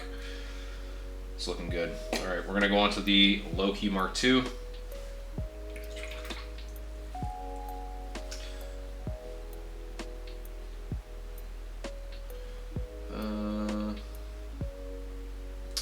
So this top module here, I'm going to go ahead and paint in the whole thing in black. I'm not gonna, pretty sure that's an SRM4 of some kind. Either a streak or just a normal SRM4. Again, I don't remember the record sheet off the top of my head, but I'm just gonna paint that all black. I'm not gonna do the caution stripe, it's a very small area, so I'm gonna go ahead and paint the canopy quickly. These will be very fun to paint, because these are deeply recessed, and again there's kind of those little side panels that are kind of hidden a little bit by the side torsos. So this is going to be the battle of angles again.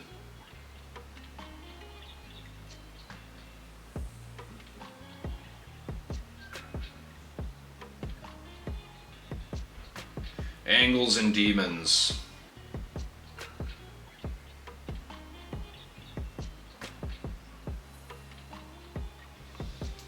Alright, and we'll do the center one.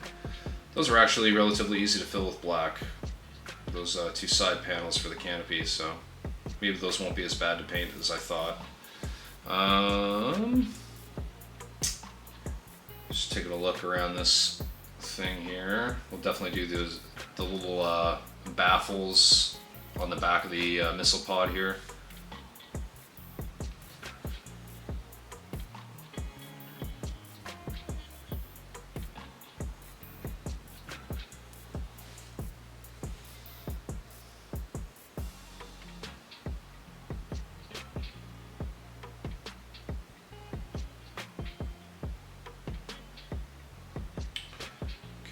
Ooh, and definitely, I don't know what this thing is, but we're painting that in metallics. This whole thing, we're gonna fill this whole thing. Looks like some massive heat sink over the back of the reactor or something like that. It's got all these little ports. Almost looks like a cheese grater. Kind of looks like a old school heat shield on like an M16 or something like that.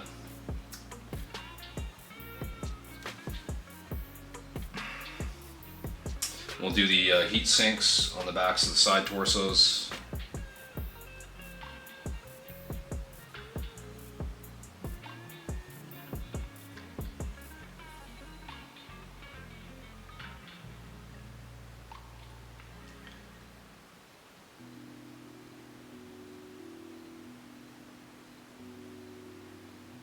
Okay, that's good to go.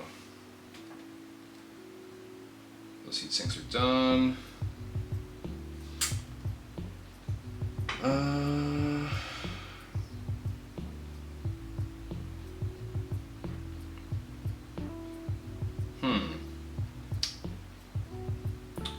gonna paint this little slot here on the shoulder.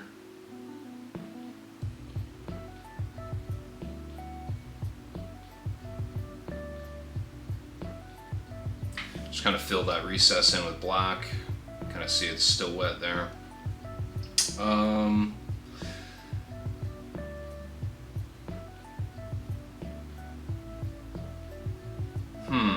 Let's do the lasers on the arms. Do just the muzzles here, just like the PPCs. I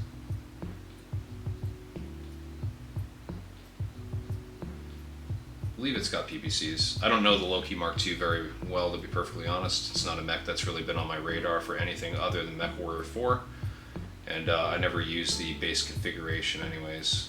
Plus the one in MechWarrior 4 is just called the Loki. It's not actually the Mark II in the game. They're representing it like it's just the Hellbringer Prime.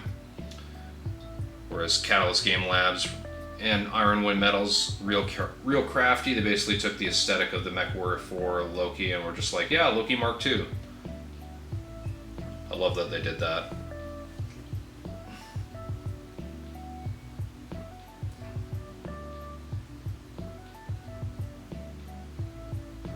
I do quite enjoy that MechWarrior 4 was one of those video games in the franchise that ended up spawning a bunch of canon mechs to get made kind of like after the fact.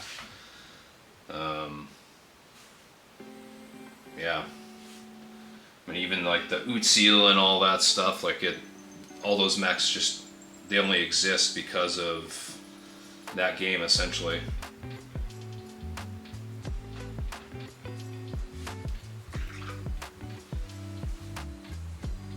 Just noticing a couple little dry chunks of pigment on the brush, so I'm just rinsing it off.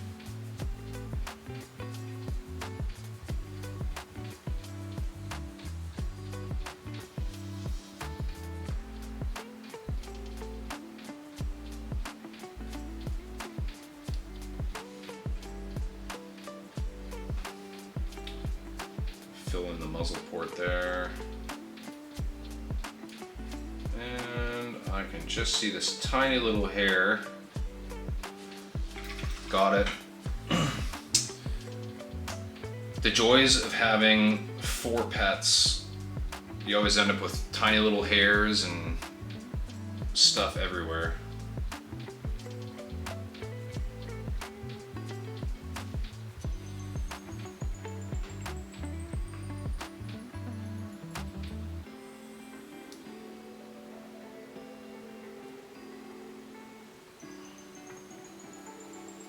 Okay, I think that's probably good for those.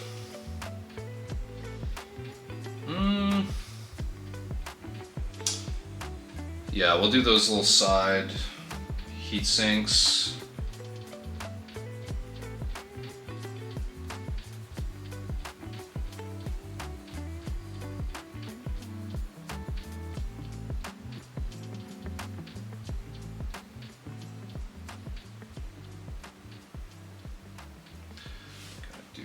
The inside one on the other arm, and then I'll swap around and do the other ones.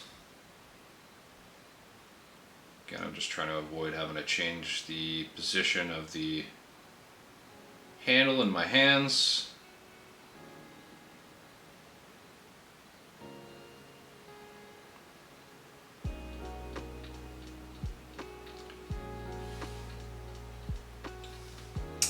How do you get such nice transition on the greens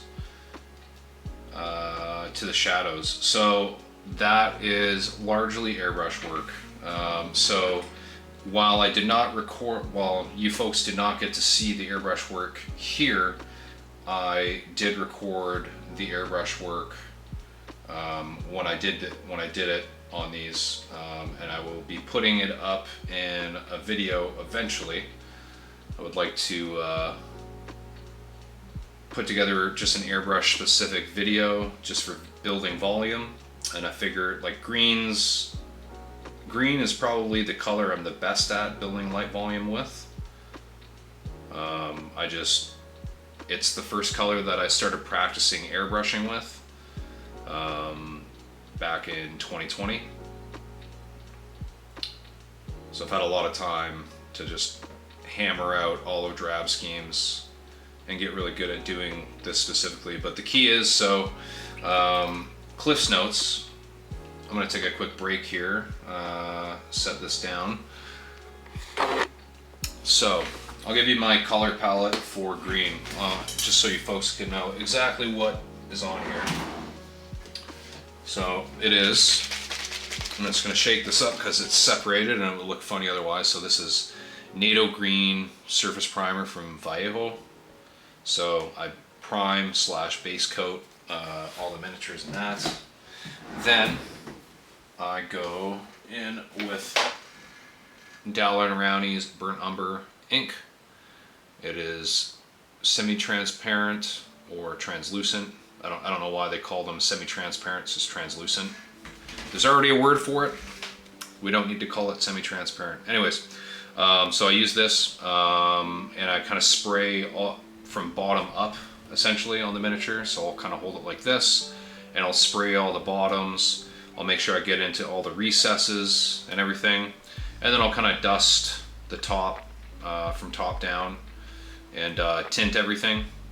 So it's basically just a big mix of dirty brown.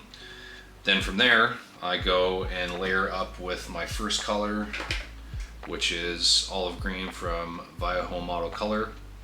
And I focus a lot on the top panels as well as kind of forward areas on the miniature. And then my highlight from there is a mix of Elysian Green and Ogre and Camo from Citadel. These were in Citadel pots. I have them in dropper bottles now. So it's a 1-to-1 mix that I do with these two. And I just do some very, very small highlight areas on the highest points and just kind of the most exposed areas. And really the key is, as you get to the brighter colors, you really want to go like, you want to cover drastically smaller areas. The reason for that is you want to drive up contrast, and the best way to do that. So oftentimes a miniature that looks bright and shiny isn't actually bright and shiny. A good example of this is my reds. So when I do red mechs, if you look at any of the photos, they're very vibrant reds, but if you were to pull them into Photoshop and kind of do a color volume analysis, most of the color that you're seeing on there is like dark to mid-tone red, whereas you know the highlight areas, which are like a very, very bright scarlet, only cover very small amounts, but because they're covering in volumes that contrast well with the dark areas, it makes it look very bright. It's kind of a trick to the eye. And that's the same with this. Like, there's very bright areas on here, so this looks like it's, you know, well lit, and it makes it look brighter than it is, but the overall dominating color on this is actually brown and like a very dark olive drab, especially if I turn it up side, you know, bottom side up like this. So it's all just tricks to make it look brighter than it is.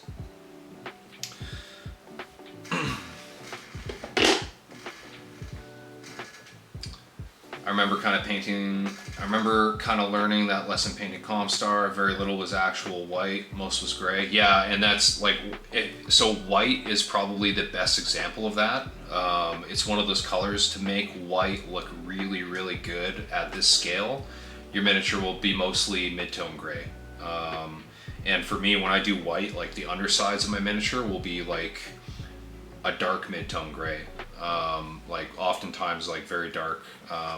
I'll even have colors like cold, like heavy blue gray and greatcoat gray from Formula P3. This is separated a little bit so you can see a lot of the blue in there, because these are very blue grays, you know, hence the names. But oftentimes if you were to turn a white miniature I painted up like this, you'd be seeing a lot of these colors, and that just really helps to lend to high contrast highlighting and shading.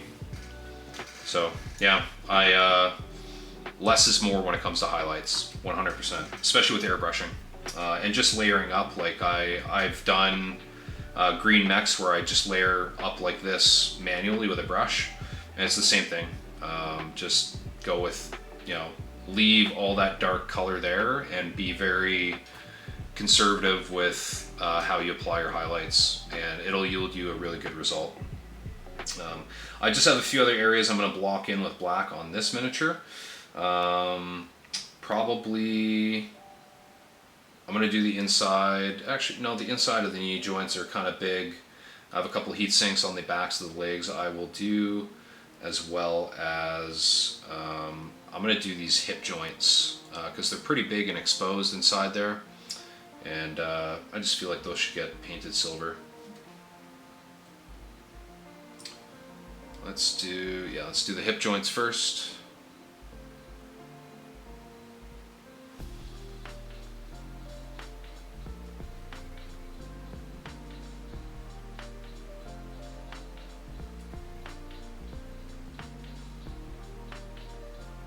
I'm trying to leave this like round, whatever it is, untouched for the most part.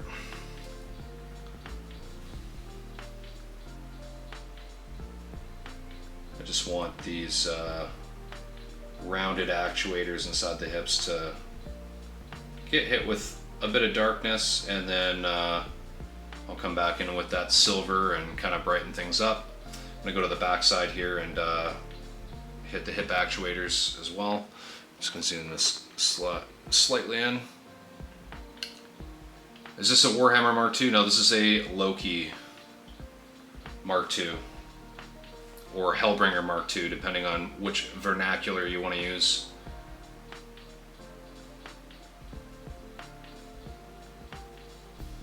Oh, and I just got a little bit of paint where I didn't want some.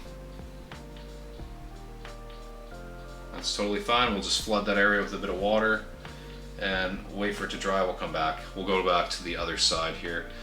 Seems like I'm gonna have to paint these little round things just because it's kind of hard to reach in, so I'm just gonna paint over that entirely.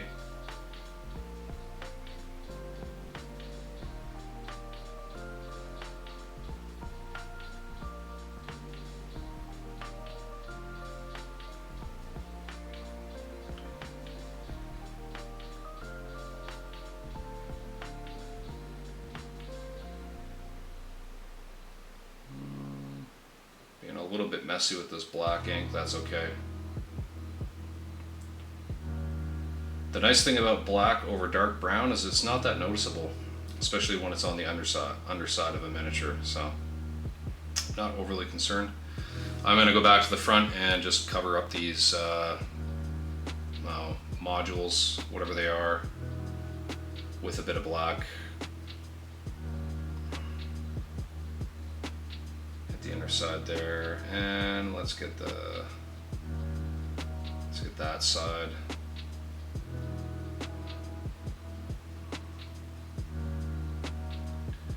And again, I'm hitting in areas that I don't want to, but that's okay.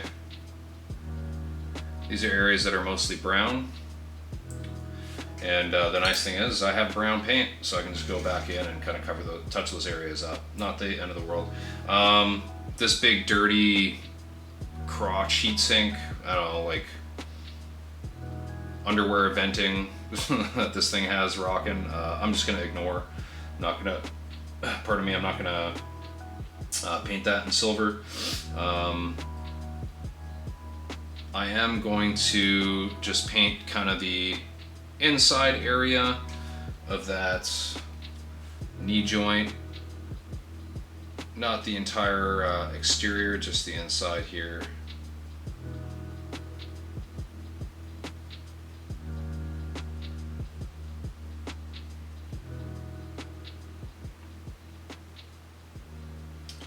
And repeat the same process on the other side, and then I'll do the back sides, which will be me mostly doing the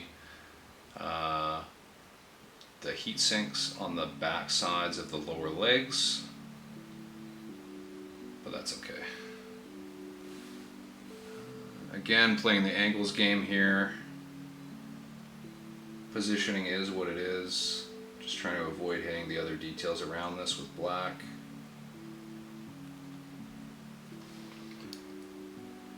I already made a bit of a mistake there, that's okay. I just applied the ink, so I'm going to feather that just slightly. Good enough. Okay, now let's hit the back sides of these lower legs.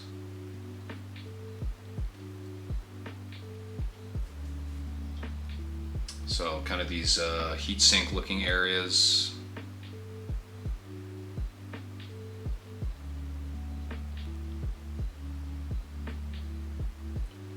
Luckily there's some nice deep panel lines on either side to kind of help us avoid straying outside the lines, so to speak.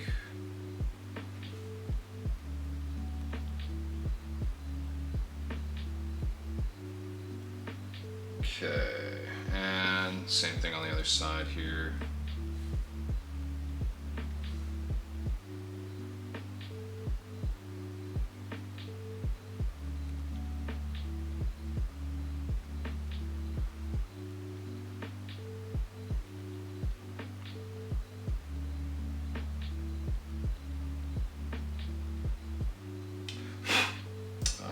Little fly that just landed on my arm and was tickling the hell out of me. The tiniest little fruit fly.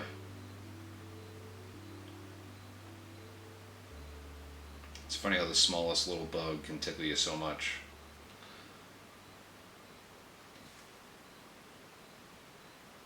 I've definitely, so I live in Manitoba. Normally, mosquitoes are a bit of a bear to deal with here during the summer months, but they've been pretty good this year. Most years, the black flies are horrendous. They were pretty good up until about 2-3 weeks ago, and then, I don't know, the black fly population in my area just exploded. So we've been dealing with a lot of them lately, and they're super annoying. Alrighty, so Loki Mark II is now blocked in for its details.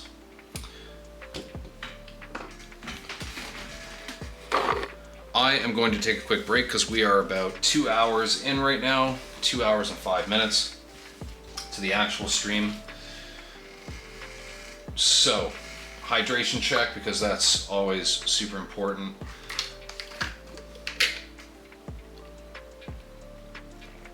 I'm going to stretch my legs because that is always something I would highly recommend if you're going to be sitting down for a longer painting session like this. Definitely get up and stretch once in a while.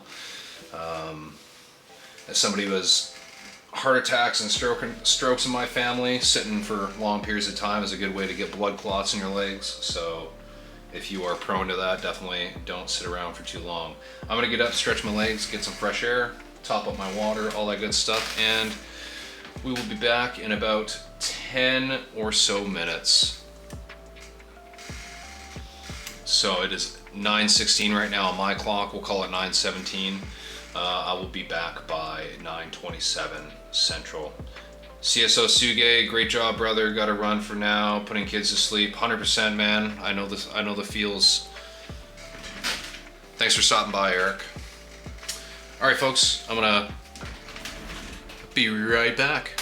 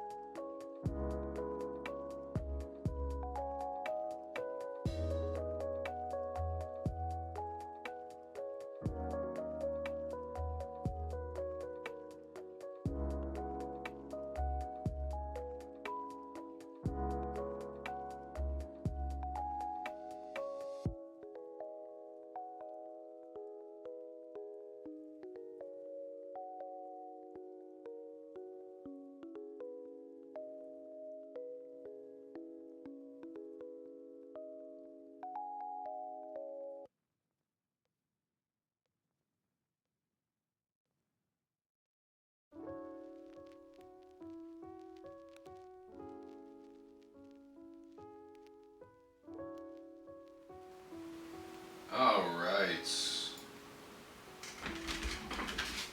And we're back.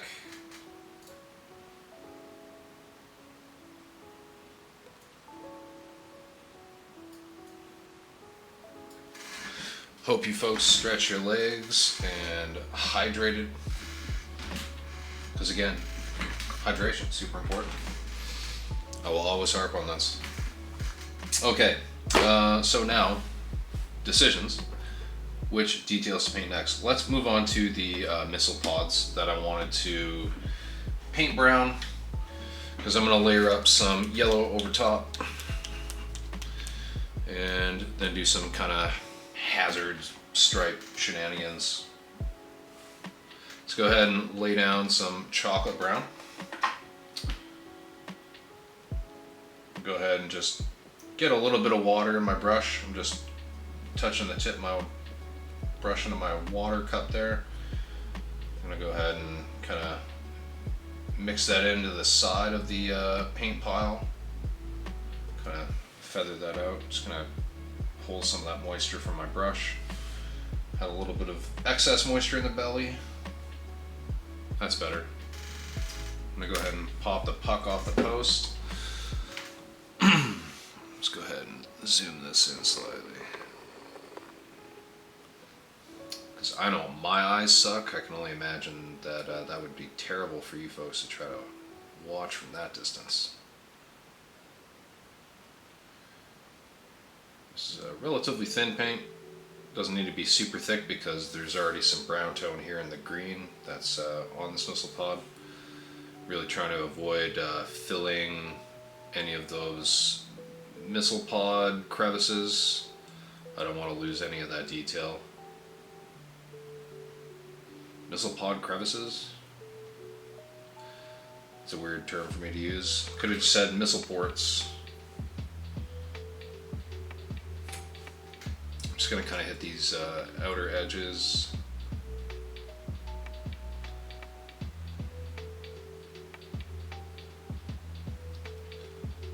Now the reason why I'm putting this before I put the yellow is because the yellow in general is generally going to be a relatively transparent paint, or a translucent paint rather. You usually have to apply another layer or two compared to most other colors when it comes to yellow.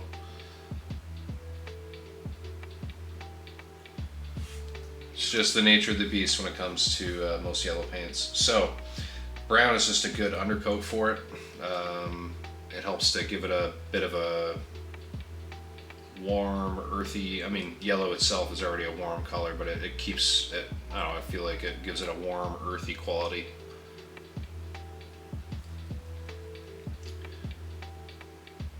And especially if you're going to be doing any kind of weathering, it just, it works perfectly. So that's good to go. I'm going to go ahead and reinforce the missile pod in here is actually already mostly brown, but I'm just going to go ahead and that's actually a little bit thick. The paint itself, thin that out just slightly.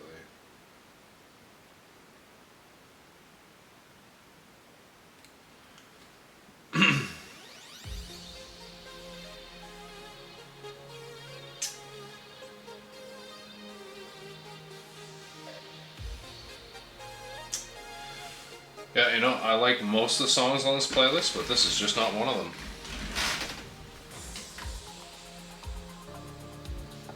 Oops.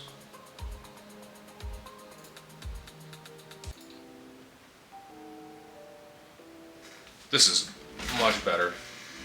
Warwolf22, what's going on? Happy to see you back here. Stream's going well. Relatively what you, so just to tell you what you missed rather, you missed some dry brushing and just blocking in detail areas with some black.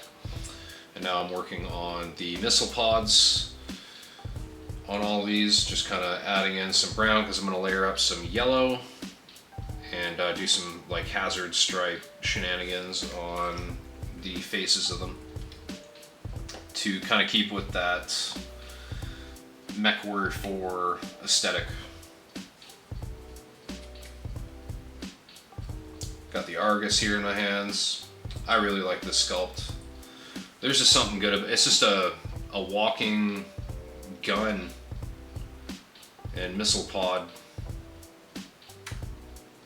It's just one of those goofy mechs that, you know, it's kind of unassuming and, again, goofy looking, but when you look at the record sheet and what it can actually do turn by turn, man, it's not to be trifled with.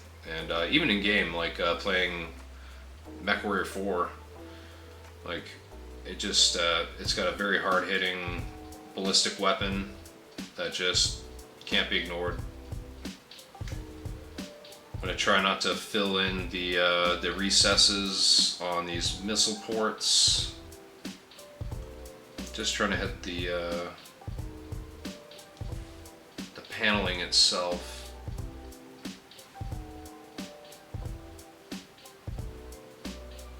Trying to get that innermost corner. Right. That's pretty good. I'm going to grab the Thanatos now. It's got the MRM on its right arm, the MERM. Now, the chocolate brown is just a little bit brighter in tone than the brown that's in there, so I'm going to add the chocolate brown anyways, just because I want to brighten this up just a little bit for when I start layering the yellow on. Oops. Thin that down just a little bit too much. Had the paint go in that recess. Do not want that.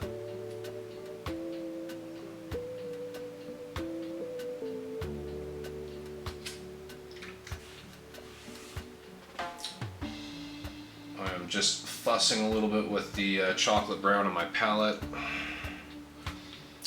Thanks for the update. Agree on the Argus, one of my faves of MechWarrior 4.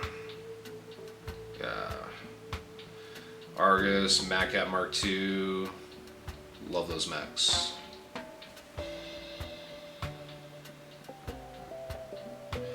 Again, I'm just kind of swiping on the paneling itself here. I don't want to get any of this paint in those recesses. Just trying to avoid filling those recesses with paint as much as possible. Are those sculpts available?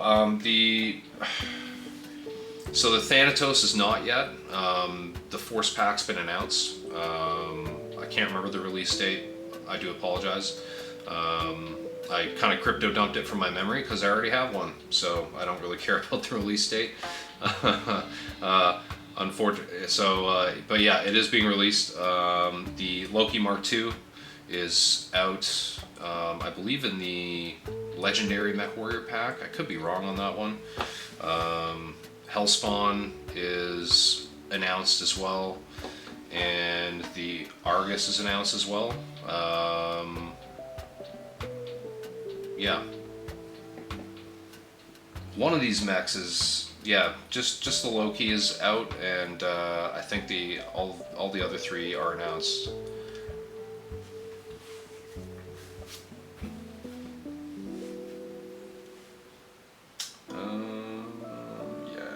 That's pretty good. Let me go ahead and grab the first yellow. Actually, you know what? I'm going to layer up with orange first. That's probably going to serve me well. Let's go with a very dark orange, which is really just a ruddy brown. And this is Bloodstone by Formula P3. So this is like a rust color. It's pretty thin out of the bottle. It's liquid pigments. Oops. Pushing my paint shelf. Alright. I'll just show you. It's just the paint on the palette. I haven't added any water to it. I'm just gonna feather. It's at pretty good consistency. Just gonna offload a little bit of excess moisture that I had in the belly there and go ahead and grab more paint. Alright. Should be good. Zoom this back in. Oh, I didn't realize those were coming in the future. I'll keep an eye on it. Thanks. Yeah. Yeah, they'll all be released within the next year or so. if my memory is correct.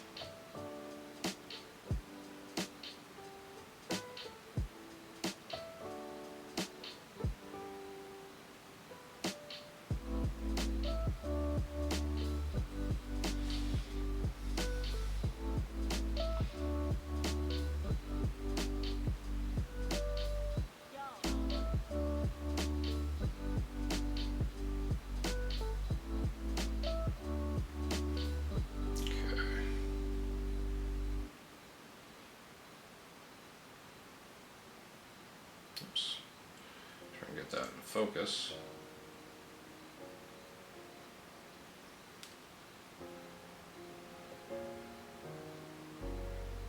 Just trying to get a good even layer of this. Trying to get it into all those corners. Because when I start layering on the yellow, I want to have like a good base to paint from. Pardon me. Gonna go ahead and grab that Argus again.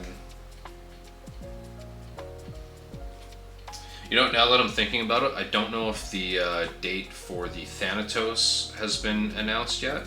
That might be the only one that hasn't been announced, but it will be released in the future. It is planned.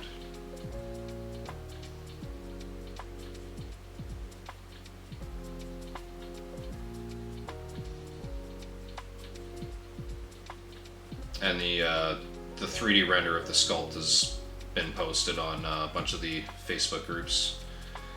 A lot of people are tracking it. I had a lot of fun painting it for the Gen Con diorama.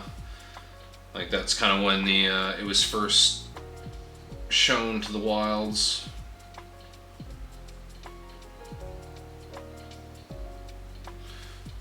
Alright. Whoops. Again, just trying to do the paneling on that. I'm not trying to hit anything else on that missile pod. I will be painting the missiles different color than what will be on there. Probably going to go with just, I don't know, either white or something that contrasts the hazard striping that'll be on there. Maybe red. Red might be the move. Alright, let's move on to the Hellspawn, and then we can start doing the first few layers of yellow. So this is going to be one of those few details in this paint job that I'm actually going to kind of take my time on. Like the canopies, the weapon effects, and the like these little details on the missile pods are kind of the few details other than metallics that I'm going to be kind of taking a little bit of time on.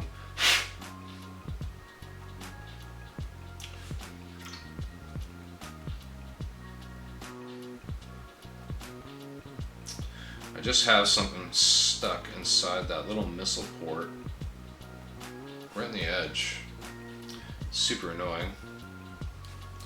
I'm actually going to grab my knife and just see if I can kind of poke that in.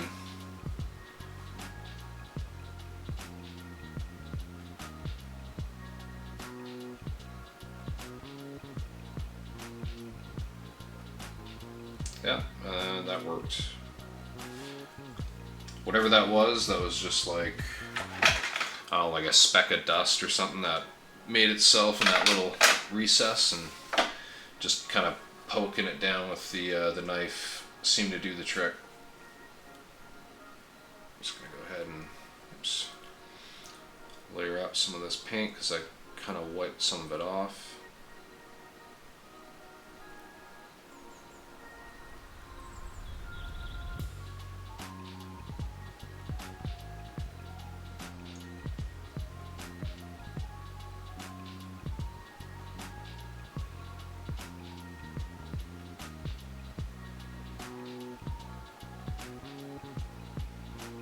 And nice even layer, just like that.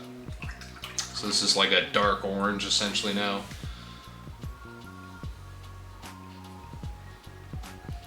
I'm gonna go ahead and hit up this other one on the left side torso. I'm going to be a little bit more careful towards the edges. Whoops, I got a little bit of paint in the recess. That's okay. It's not the end of the world. It's a thin paint, so. But I don't want to hit the inside of the armor paneling. I just want to kind of limit this color to this front-facing panel. So I'm just going to be really careful around the edges here. Just taking my time on those downward strokes. I'm going to go ahead and rotate and just try to kind of block in around my boundaries, because then I can kind of move a little bit more quickly throughout the middle.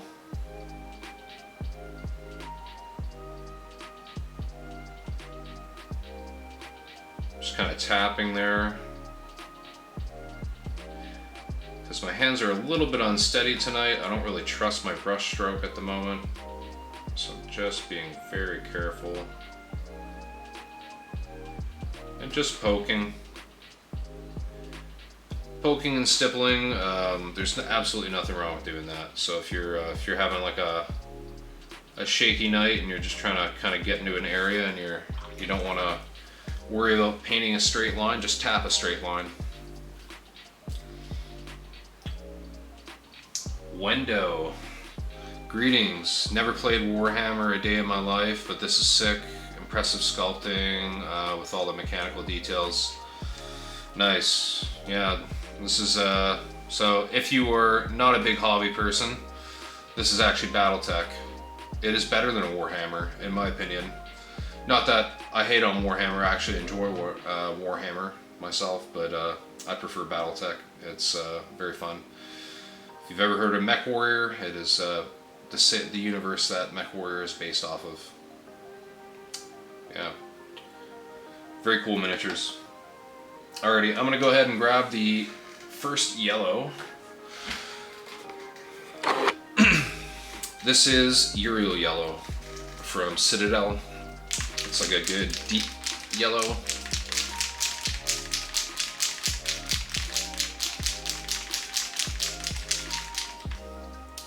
Very vibrant.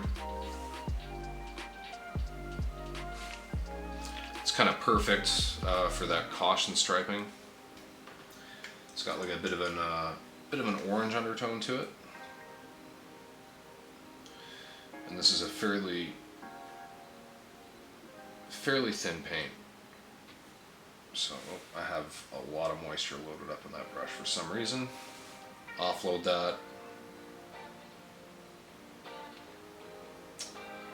And offload a bit.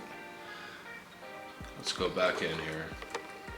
Can't say I've heard of either of those, but I've no doubt BattleTech is superior. You're goddamn right it is. Yeah, if you're completely new to it, highly recommend checking out Mech Warrior online. Check out the Black Pants Legion on YouTube, and their videos under the kind of the name Tex Talks BattleTech.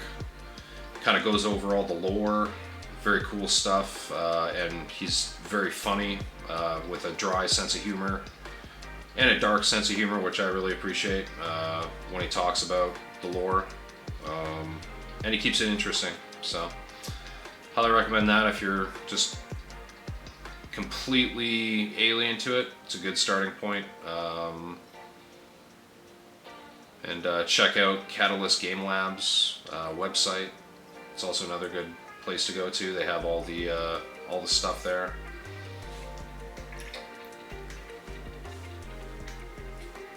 And go to Camel Specs Online. It's where me and all of the other BattleTech artists reside.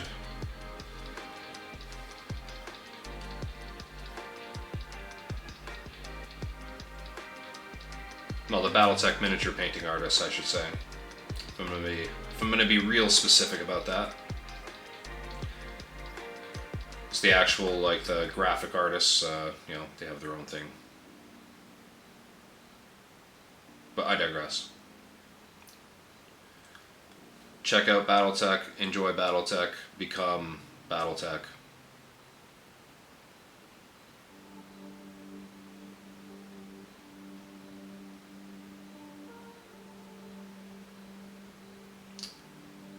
And I got a little bit of yellow where I didn't want to get yellow, but that's okay. That'll be a relatively easy area to clean up.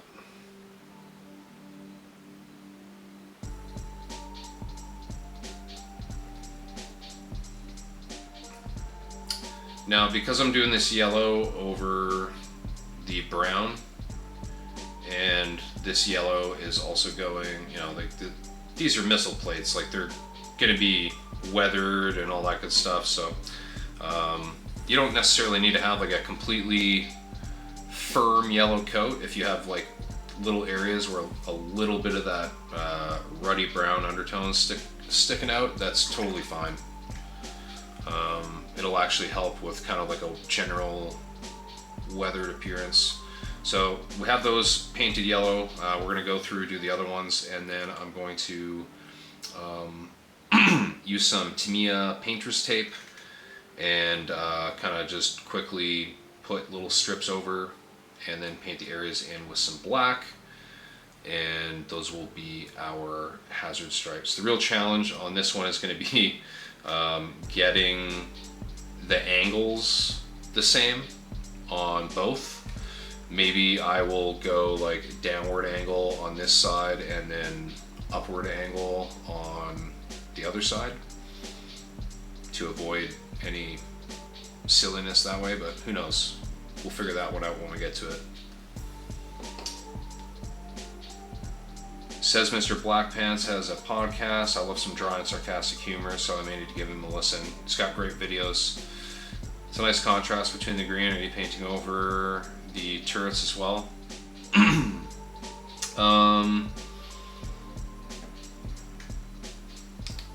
Not exactly sure what you mean by turrets. If you mean turrets by the top things here, nope, not really intending on painting too much on those. Just kind of leaving them as is. The actual missile pods I'm going to paint as I described, and then the arms, the little laser muzzles, I'll do some laser effects in the middle, kind of make it look like the lasers are glowing. That'll be fun. Also have some metallics and stuff to do, so.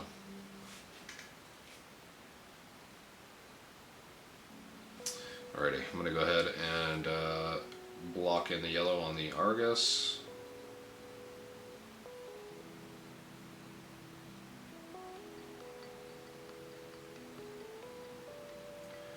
Just kind of going over those missile pods just because I'm trying to get a nice clean line across the top there.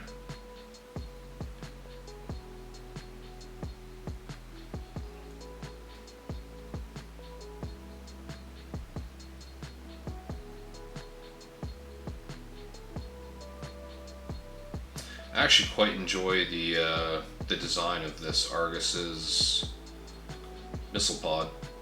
I like the layout of the missiles and how they have this designed.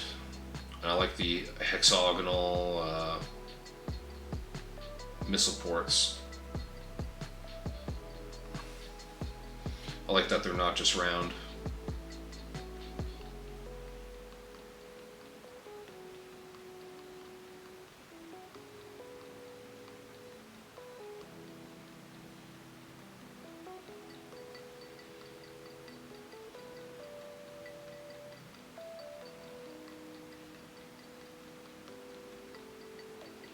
I'll have some cleanup to do around the edges, but that's okay. I'll do that at the very end.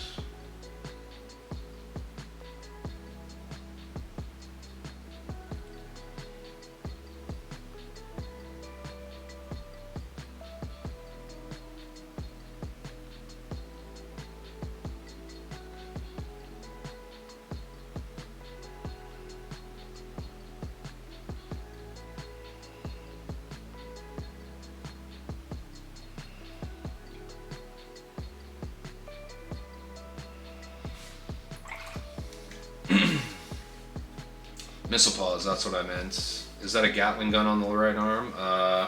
Right arm's got an autocannon of some kind. I believe it's an AC-10?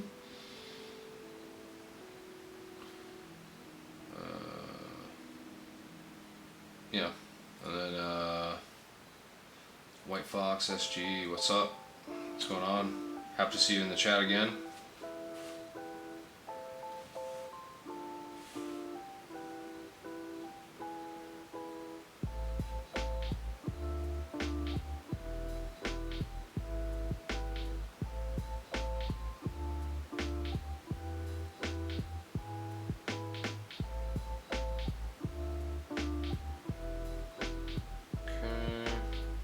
Not going to fuss on that one too much. I'm going to leave that as is. And then I'm going to go ahead and do the same thing on the Thanatos' MRM missile pod.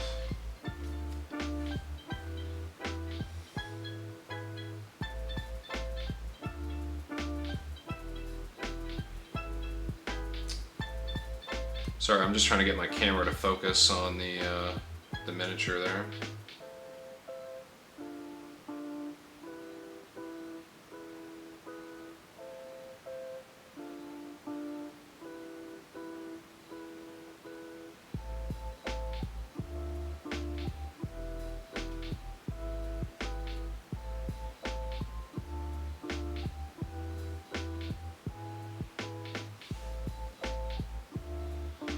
Rotary AC5, beautiful.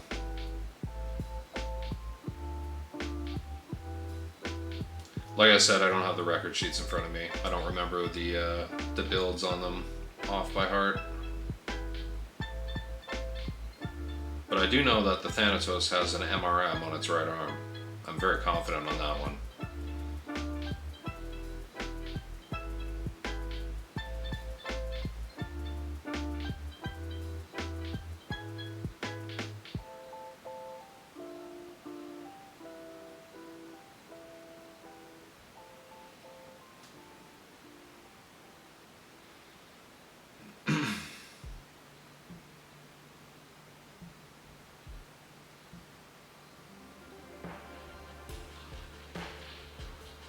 Oops.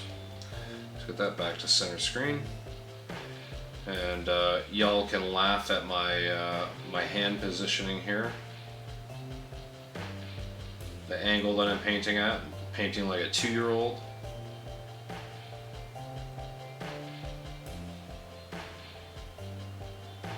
Just going over, trying to fill this out just a little bit better.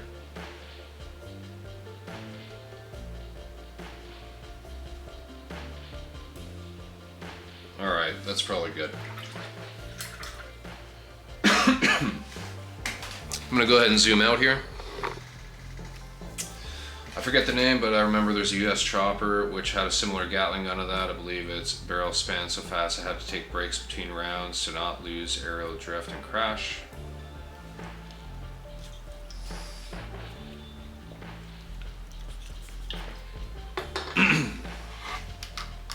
I would believe it.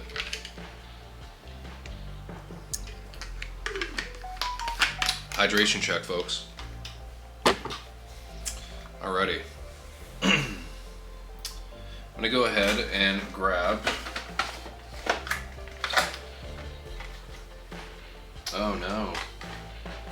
I don't have any of my 2mm. Oh wait, never mind.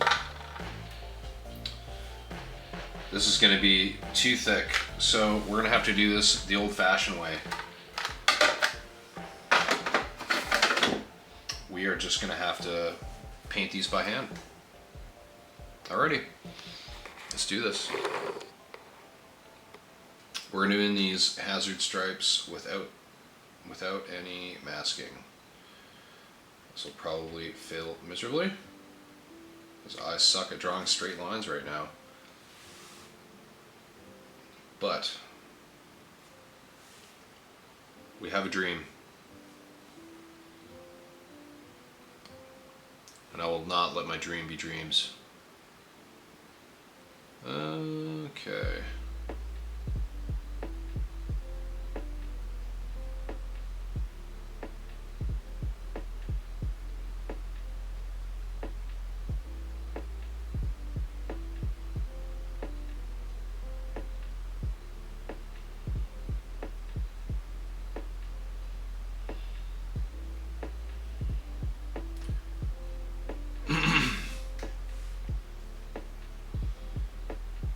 Just gonna get a little bit more ink on my brush. I feel like it's a little bit dry. Test the consistency. Yeah, it's a little bit dry. Interesting.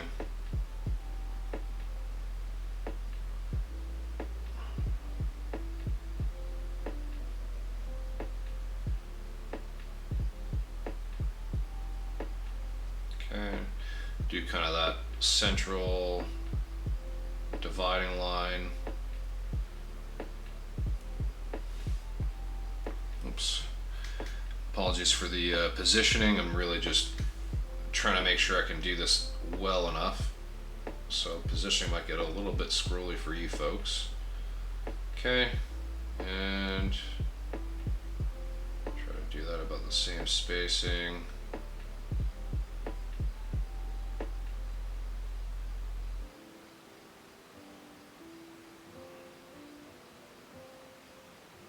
Just like that. Oop, I got a little bit of black where I didn't want black. I'm just going to see if I can scrub that off with a little bit of water. I think I did. There we go. Okay, so I've got the top two. I'll go ahead and get the bottom. You know, actually, I'm going to add just a little bit more black ink to my palette. This I'm almost through that drop and a half that I put on there previously. Just add one more drop.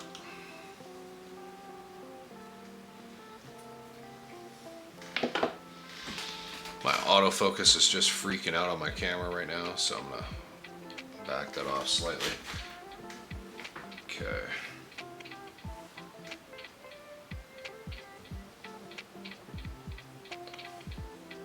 Alrighty. The spacing is really the big thing when it comes to doing your lines.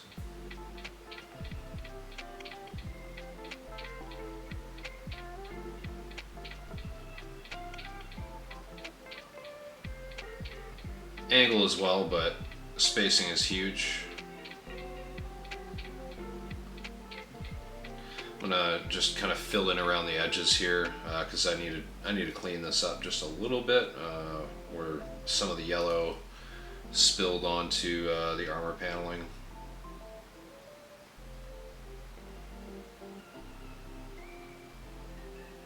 And that's just going to help to kind of crisp up that corner there.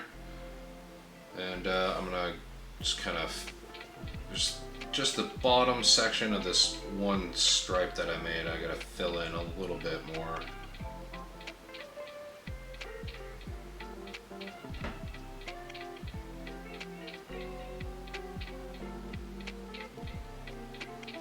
Okay.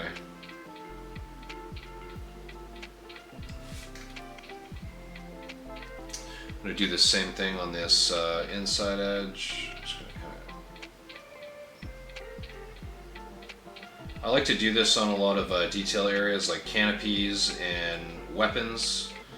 I like to kind of go around and delineate like a really nice, crisp, fine black line border around it.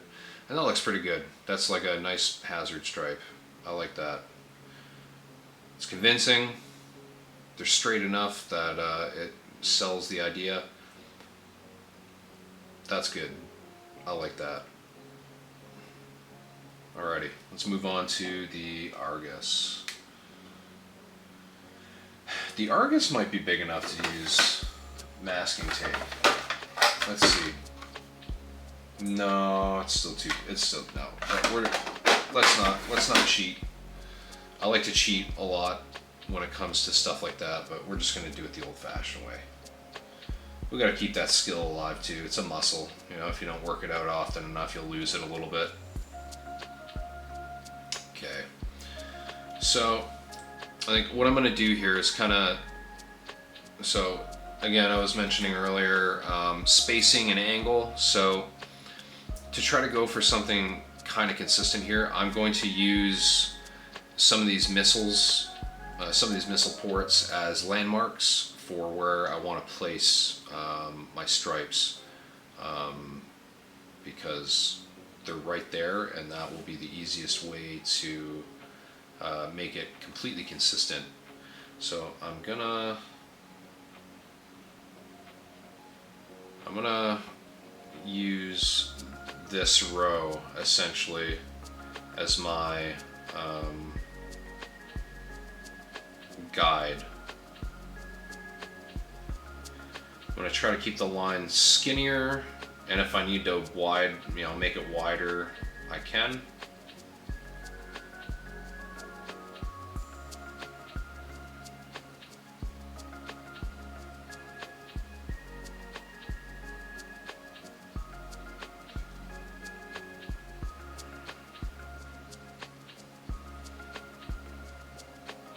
Just like that.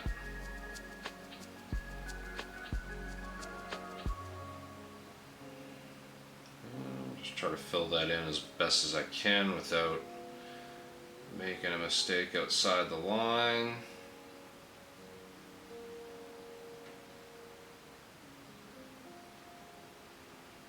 Oops. So wherever you can use a landmark on your miniature to, like, if you're trying to do like consistent angle and spacing like this, try to use landmarks like this. It just makes your life way easier rather than trying to guess. There's certain spacing on other panels and stuff like that you can use, or just a bunch of other things.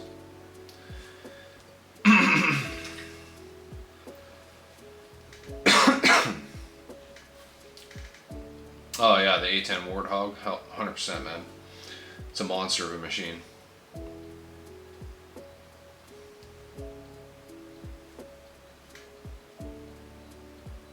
Okay.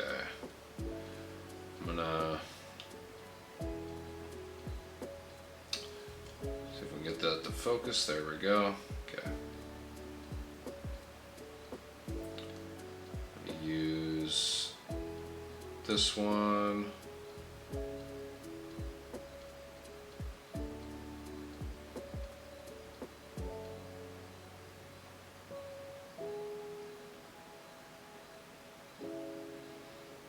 Okay.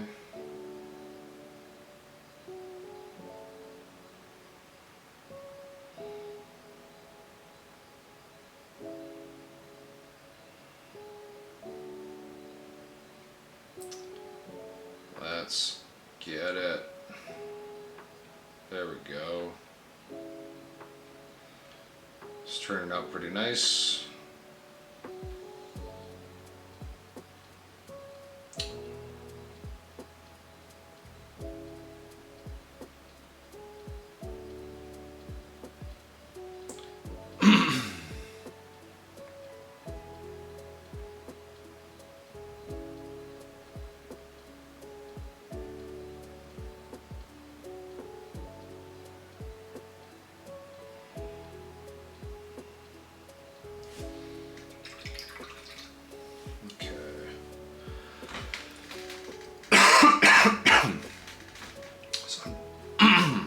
Oh geez, my throat is really dry. Give me 1 second, folks. I can barely talk.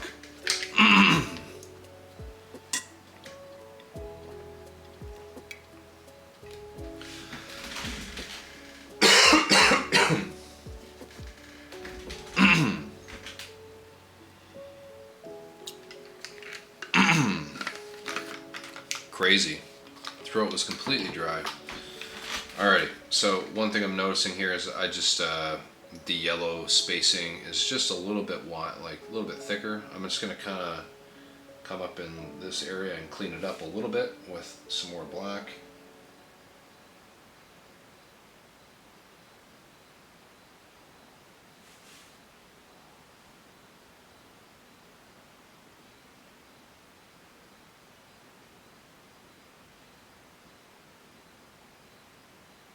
Okay, I think that might be good.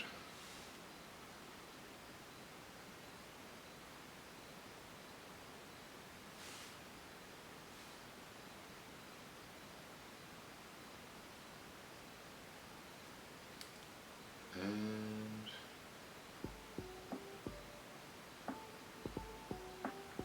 clean up that little bottom edge there. Uh-oh. I might have fudged up on the bottom corner there, or the bottom of this one. That's okay. I can fix that a little bit.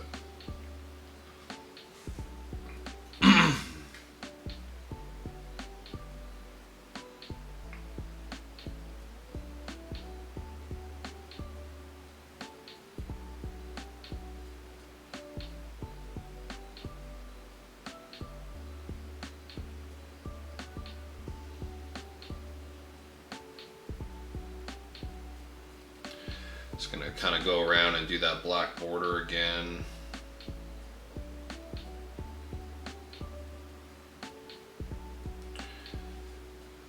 Just on those inside edges.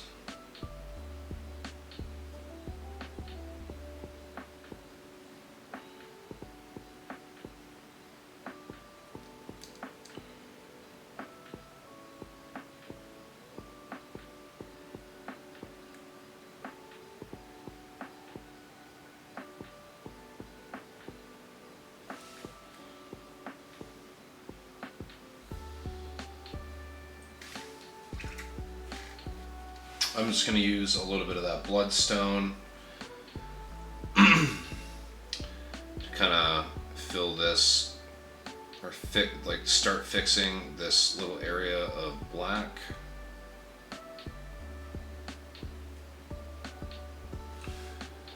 And then I'll layer the yellow on top of that.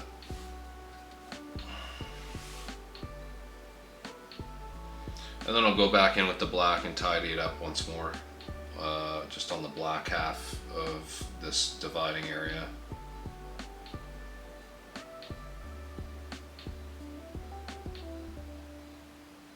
Cool, do that. That's yellow again, and I'll go back in with some black now and just clean that little line up. Just gonna see if I can attack this from a bit of a better angle.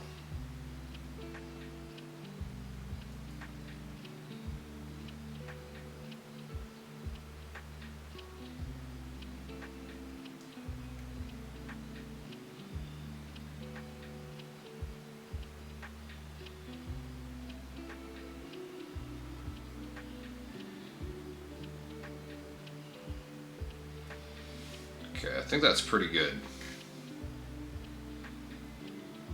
I think that's good enough. I'm gonna go ahead and just because it's bugging me seeing the crappy yellow on the missiles, I'm just gonna go ahead and the actual missiles themselves, I'm just gonna block them in black right now. They're not gonna stay black. I'm gonna end up painting them a different color, as I mentioned earlier in the stream, but just for now it'll ease my inner OCD.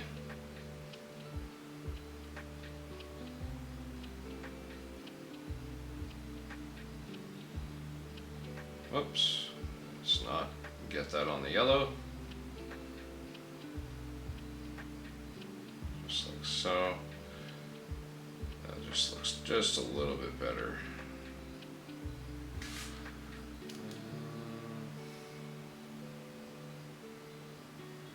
Yeah.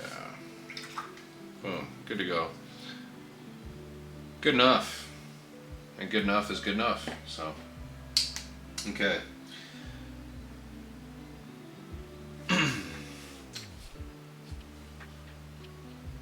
Now for the Hellspawn.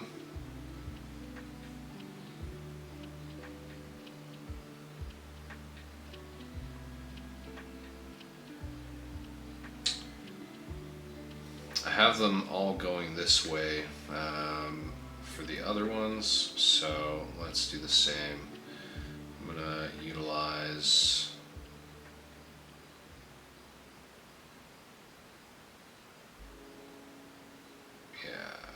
utilize the missile pod or missile ports themselves again.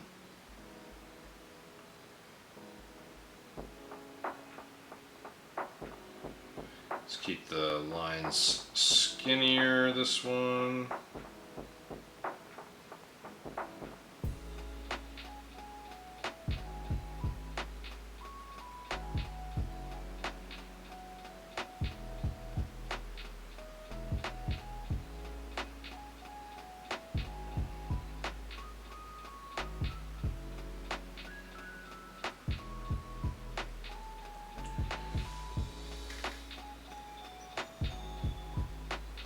don't know if those are straight. I feel like the...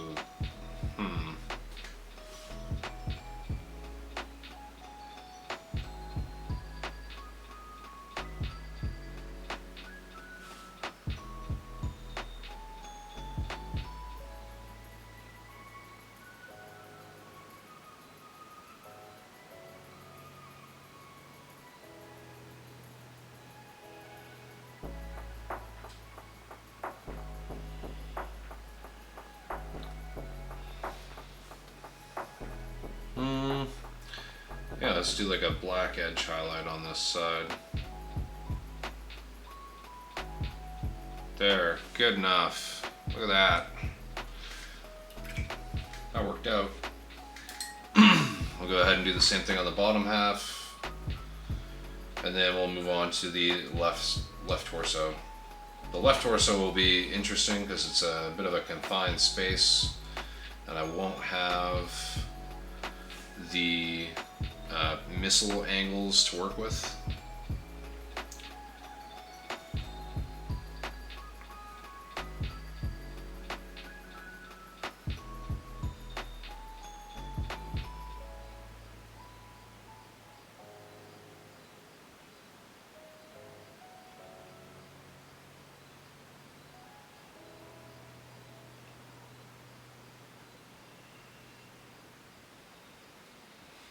Okay.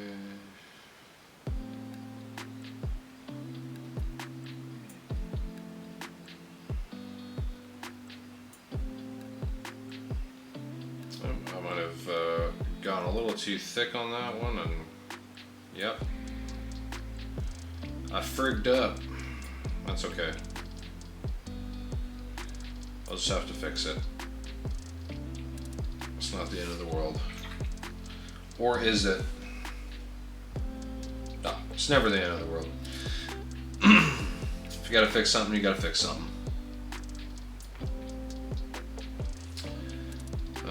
Yeah, I went a little bit too bold in between here, so I'm gonna stroke out with some of the brown. I'm gonna go ahead and fix this other area here too. It's just a little bit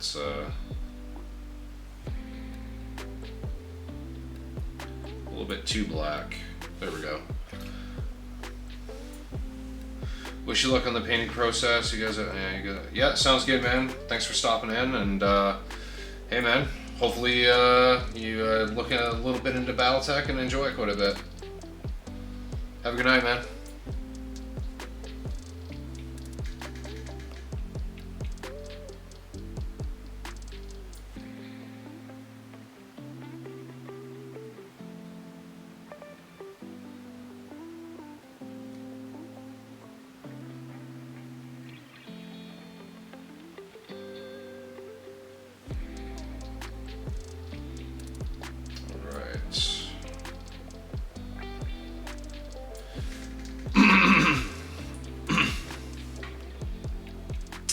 Alrighty, I'm gonna go back in with the black here and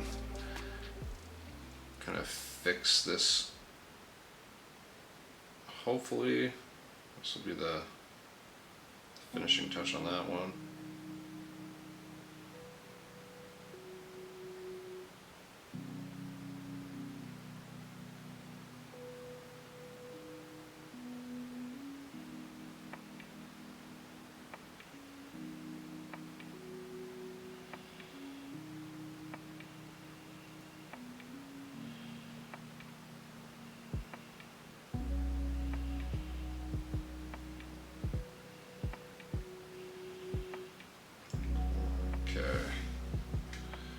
I think that's good. Should be good. Especially once the missiles are painted a different color. I think that'll look pretty nice. Alrighty. Let's do this next one, and then that will be it for missile pods.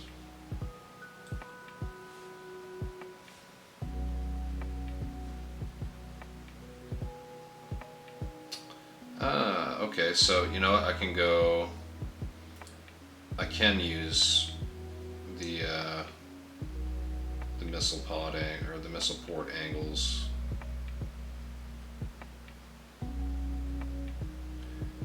Just can't go too thick here. It's really the so I need to leave enough yellow sticking through. I definitely went too thick on that first one, but that's okay. I'm gonna keep the rest of them skinny and at the correct angles, and then I'll just go back and fix that one.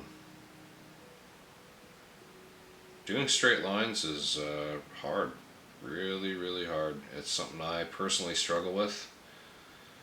So yeah, definitely don't beat yourself up if you're trying to do something like this and you're having a hard time, because I struggle as well.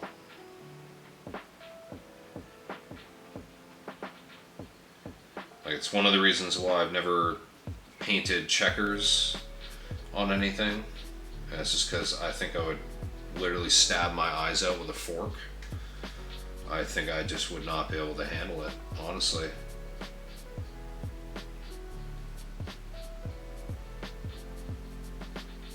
Boy, oh boy, I feel like this missile pod just looks awful.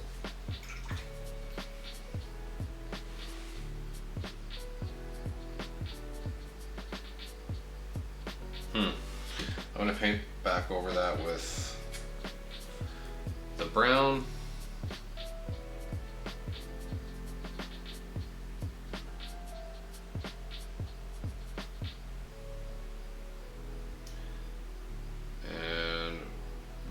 Over with the yellow again, and I'm going to try to come at this with a bit of a different approach. Problem solving on the fly here. Just has to be done, because that looked awful.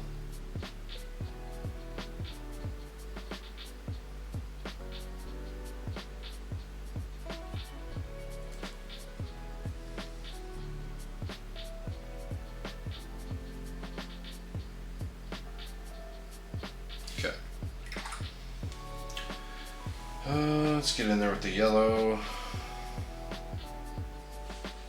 Way too much moisture on my brush. I'll rinse that out again. Okay.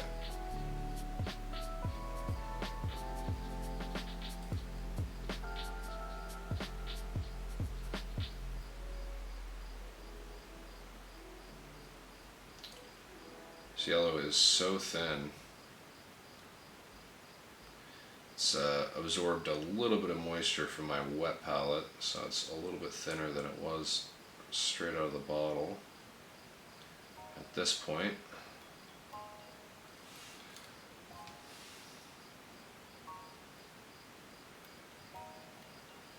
Because I'm painting all the other missile pods with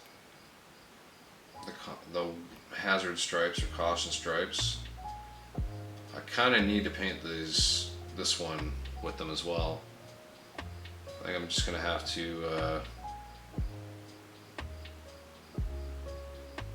I think I might slant them the other direction. I don't know, we'll see.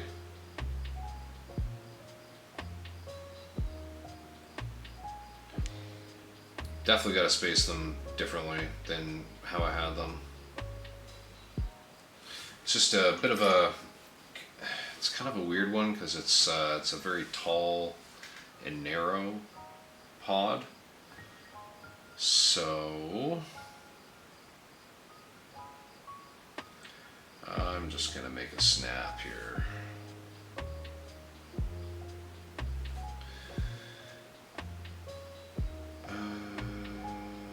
We're gonna keep a similar.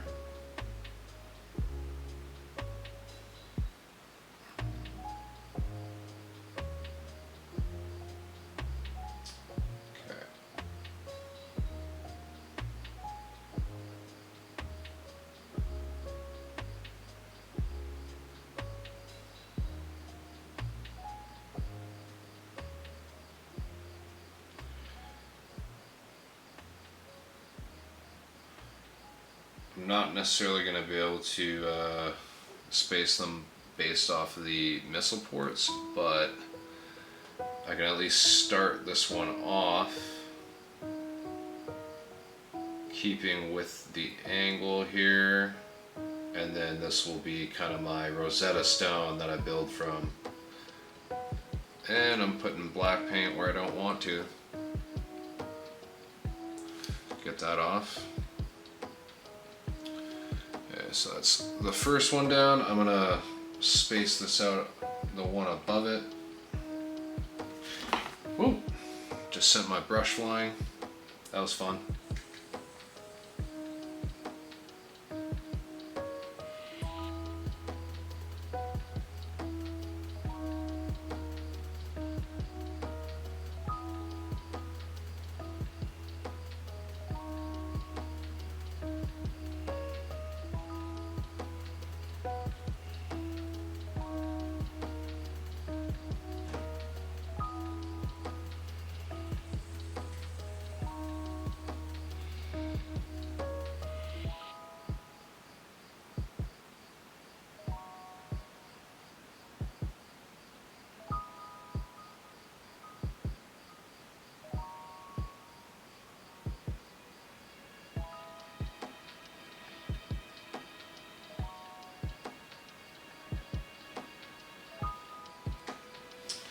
Okay.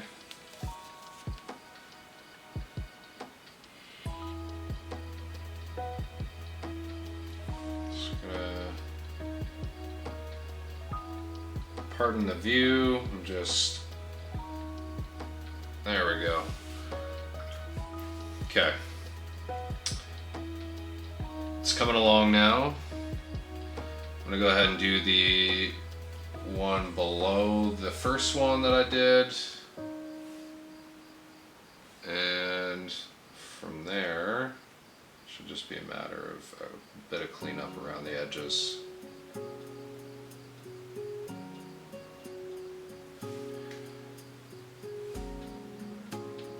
Working in a very tight little corner here, so pardon the view. I'm kind of having to look in a little bit just based on my light position.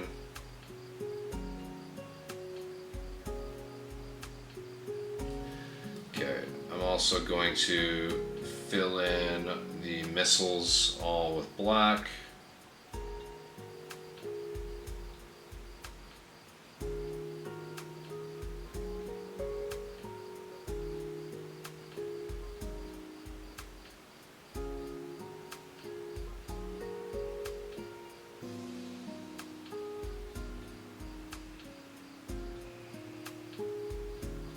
And then I'll kind of go around all my edges and do my black border.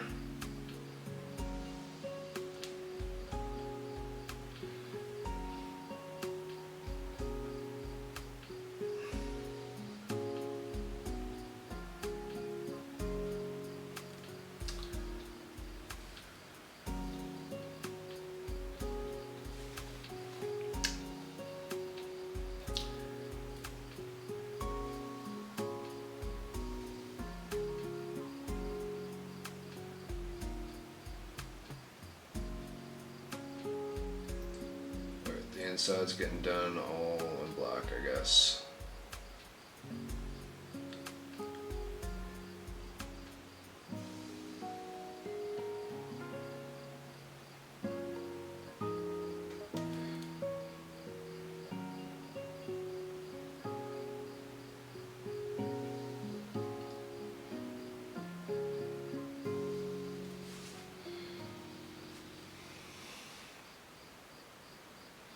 There, that's good enough. I'm gonna add like a dirty wash of probably enamels or something on those areas afterwards. Maybe even just a little bit of acrylic, who knows. But I think once I paint in those missiles, these will really look these will look great. And I'll do a little bit of scratches and whatnot. But I also gotta try to keep this with the spirit of speed painting, only picking out a handful of details to really work on. So, alrighty. So that should be it for the caution stripes for now. Baron Von Breakfast. Oh baby, just in time to catch Arclight. What are we working on today, aside from green? So we did like the edge highlights, which was just dry brushing. We blocked in the details that we wanted to pick out in black. And then I started attacking the caution stripes on the missile pods for all of the mechs that have missile pods. Boom. So now, we have a bit of a decision to make because we don't have a huge amount of time left. Only about a half hour at most. Hydration check in the chat. So, I'm gonna back this off here.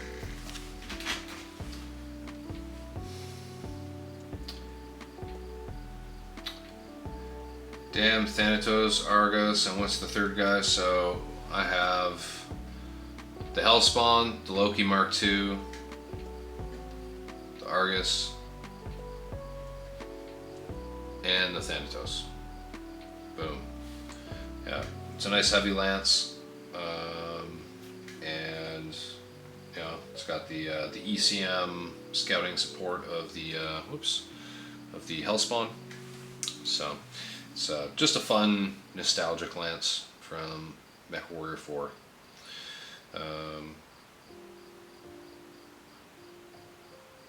I feel bad, but I kind of want to call it a night right here just because I don't want to start on a detail that I'm not really going to be able to finish. But I feel bad because Baron Von Breakfast just showed up and he's all excited.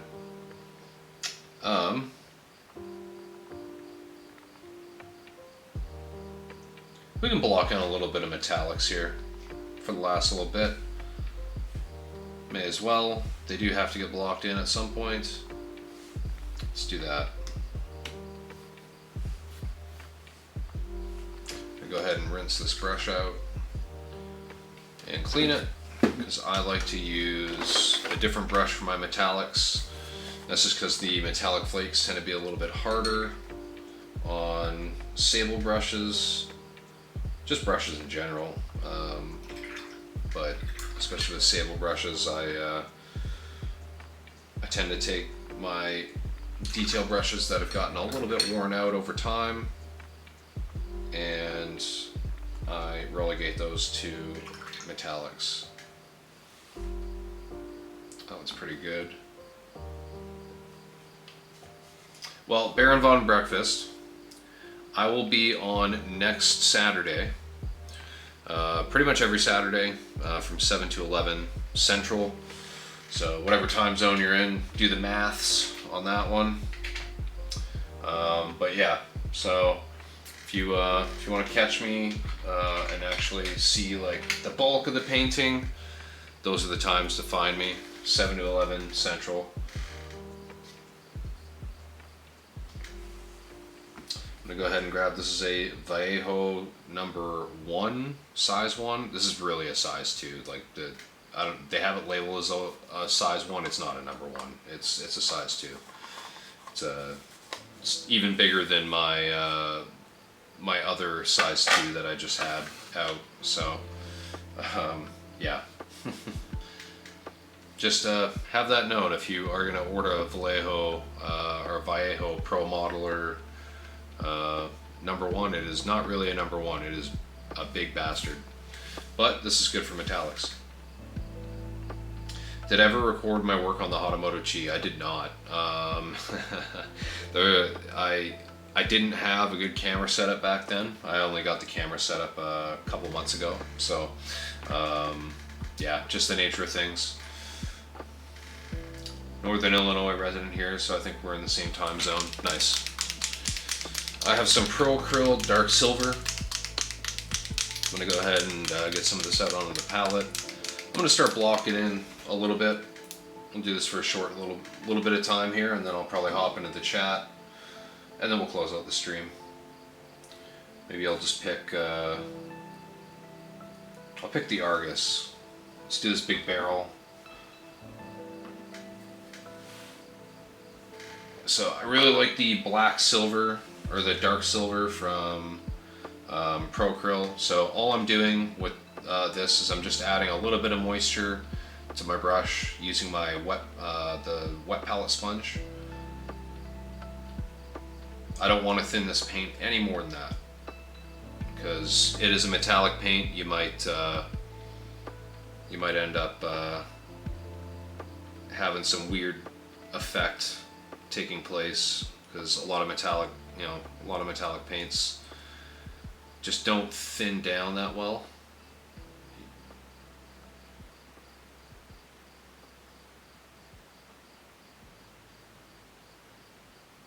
Unless you're using like a medium.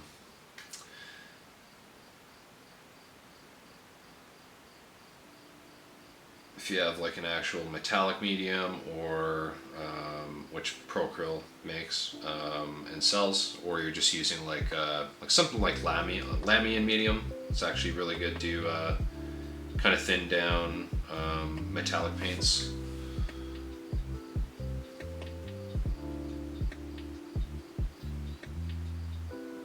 But if you are very careful and you don't add too much water to your brush or your paint, you can just thin it down with just a little bit of water. And that's what I'm doing right here. Go ahead and fill that recess in. And even though this is dark silver, it catches the light really well, but it is very dark when it's not catching the light. And I like that for gunmetal. It's a really good paint for that.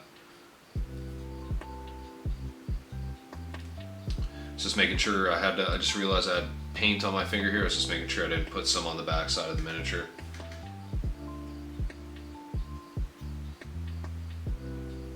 Okay. I'm gonna go ahead and kind of get into the, oh man, great piece of art.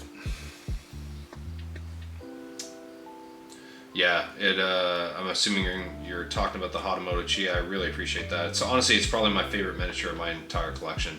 I'm really happy that it ended up in the painting guide. Yeah, it's. I used to be terrified. Like back when I first started miniature painting as a kid, but only really dabbled. I never did it consistently or anything, and I stopped for many years. And then I got back into it as an adult, dabbled a little bit back in 2014, 2015, and then didn't paint again until 2020. So back in 2020, when I first started painting again, like white was always just kind of an enigma to me anyways. I was not a good painter up until recently. Like 2020 is really when I just when I got back into it, I just decided I'm finally gonna get good at this. There's a bunch of techniques and things that I started champing, but white was just one of those colors I was like, holy hell, this is just so hard to make look good. And I just had seen a few breakdowns of how to layer white online, just in like a Facebook group, and it's just kind of an organic discussion. Somebody did like a Microsoft Paint graphic, literally, and just kind of showing volume and explaining how they did their white, because they had posted a photo of a miniature that was white and looked unbelievably good.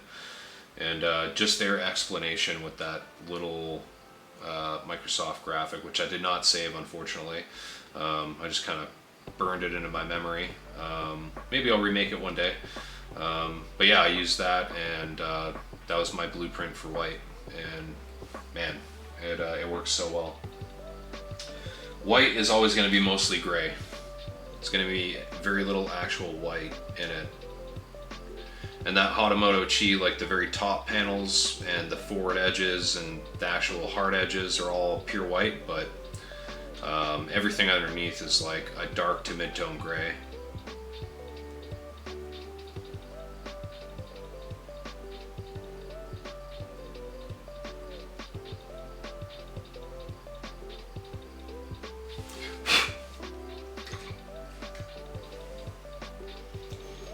Finally wrapping up a Steiner Lance I've been working on with some Green Stuff World wacky pink grass for some alien stuff. Nice. Yeah, I have neon tufts as well. I like doing like cool like Xenos lunar scapes with those tufts. They're pretty cool.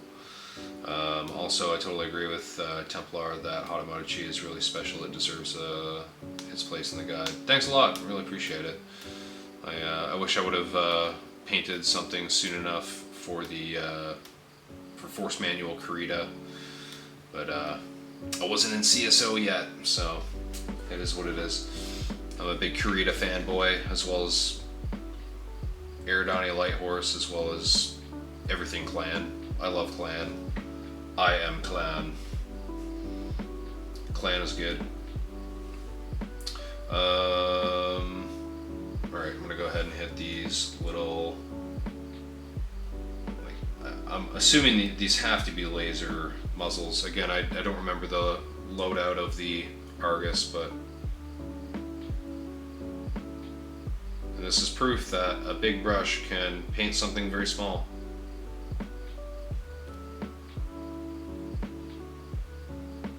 You just got to know how to use it.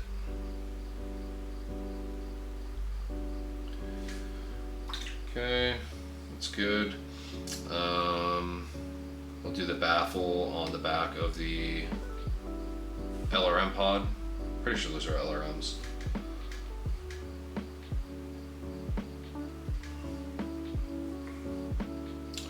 Two ER mediums, yeah, I figured as much.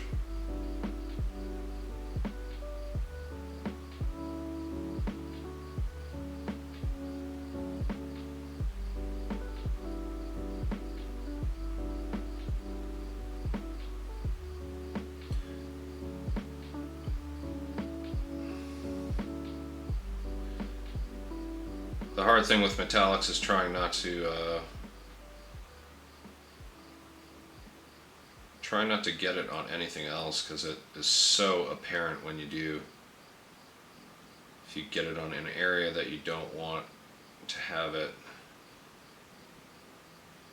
it's a little bit harder to just like quickly feather out if you with water if you make a mistake.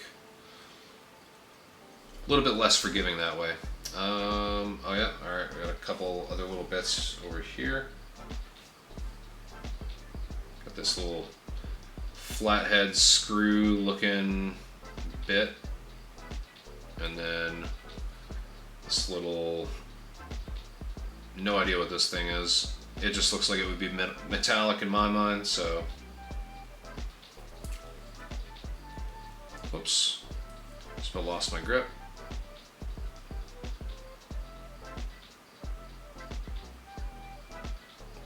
That's good. And then I'll do the joints on the knees and ankle that I picked out.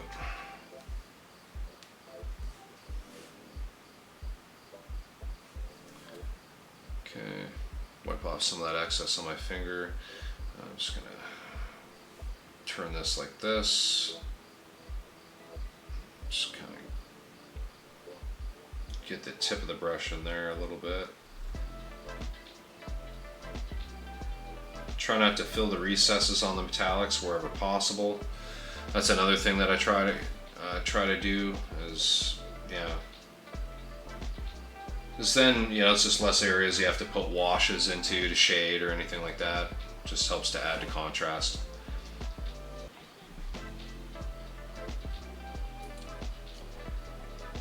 That's a very tight area. I'm not even going to bother putting the metallics in there. It's not even really noticeable.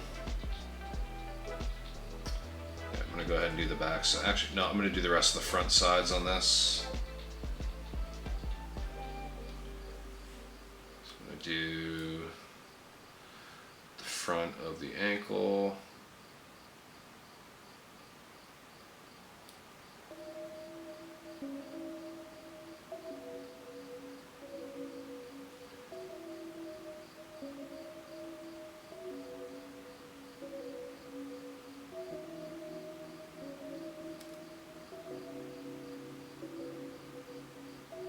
Awkward hand positioning 101. Just do what allows you to get the paint on there without making a mistake. I am the king of awkward hand positions. Oh, and I just made a mistake with my metallics. No. That's totally fine, that's good.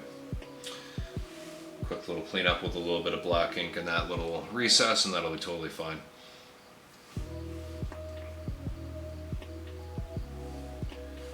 Go ahead and paint this portion.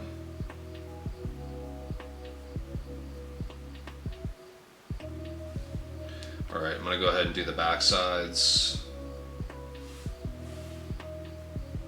And then I think we'll call the painting a night, and then we'll hop into the chat for some final questions, comments, and just general shooting the shit.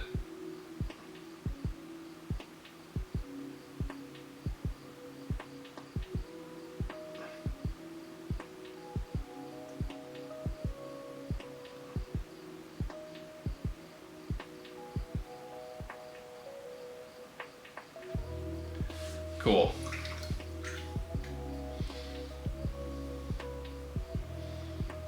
I'm going to be adding like a lot of pigment powders and stuff to these towards the very end of the paint job. So lower extremities and stuff like that, you don't really have to pay too much attention. But yeah. All right. So I think what we'll go over next time is obviously finishing off these metallics. That was actually pretty quick on this guy. Only about 13 minutes to get the metallics blocked in. I will definitely be adding like some quick highlights to the metallics next painting session. So I'll do a bit of a mix of the brighter silver and the dark silver. Do some highlighting and basic layering on those, but very quickly, just to work through all the metallics.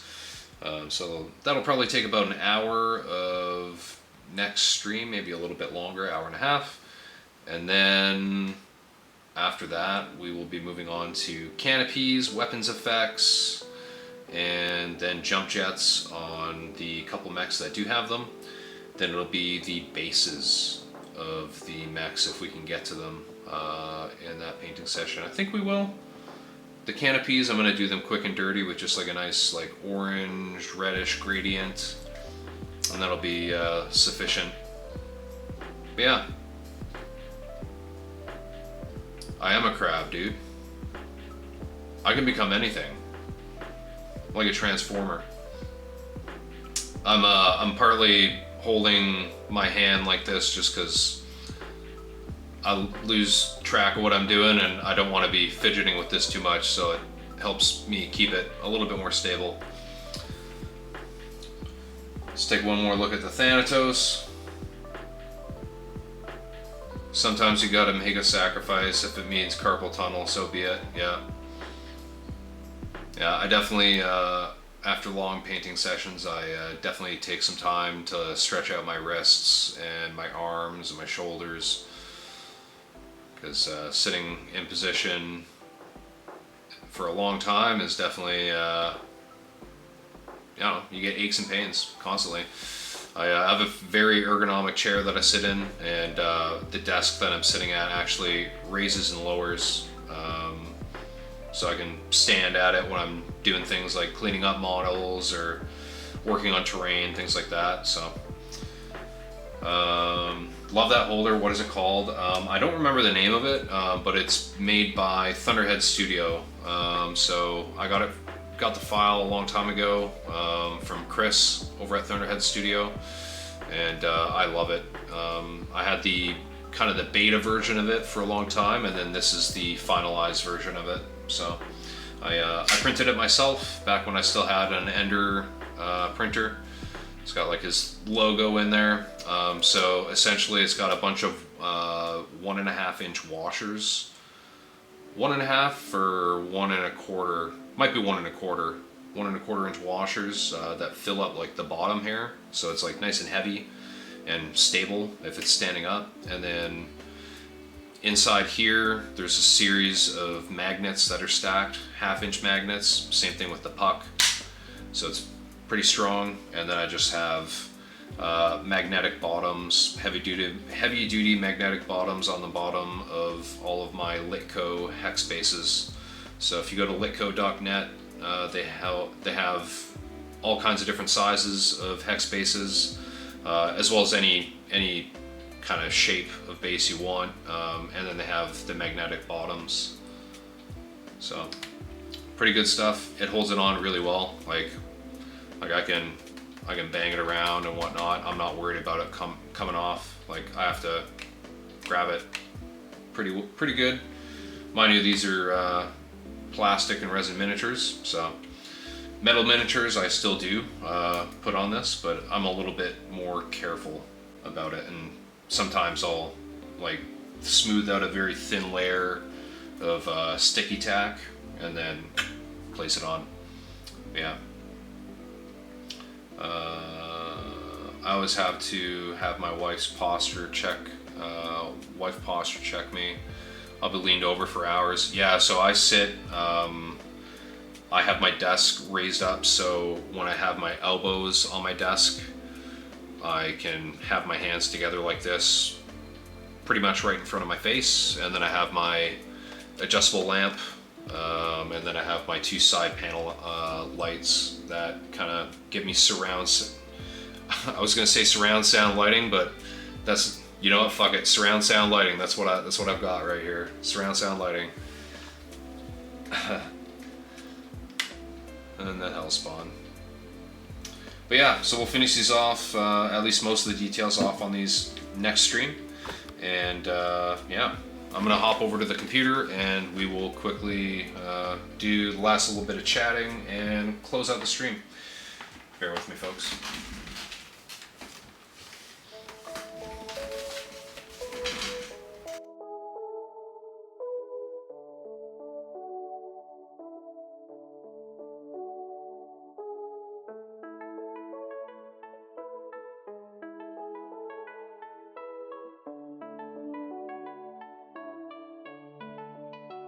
Alrighty.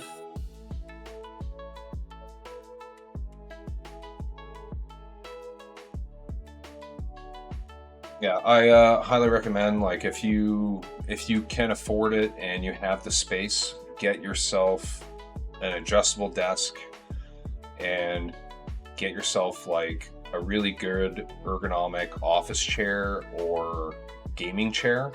I just have like an AK racing chair.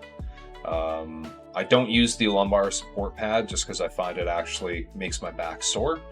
I just do it without the pad, but it's a good, well padded, upright chair that I can adjust back, like, you know, for angle.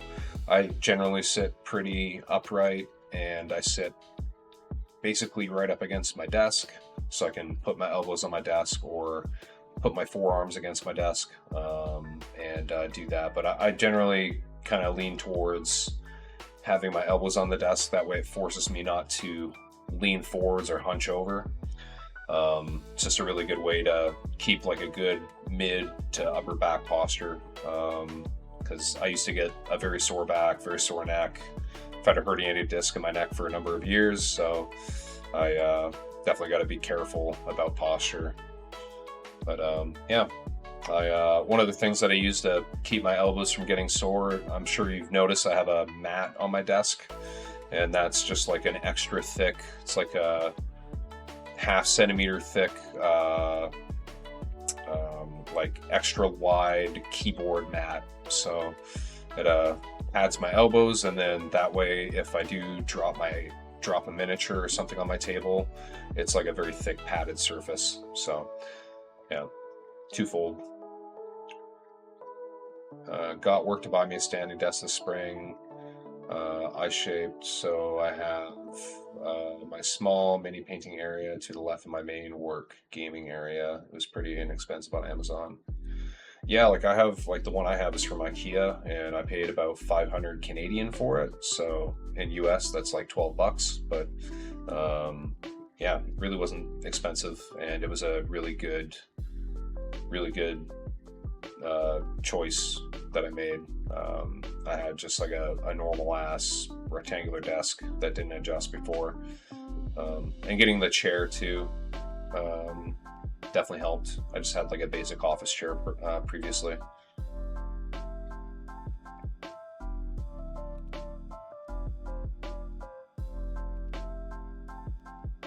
Yeah, focusing on school is definitely the priority, man. The hobby's secondary to that.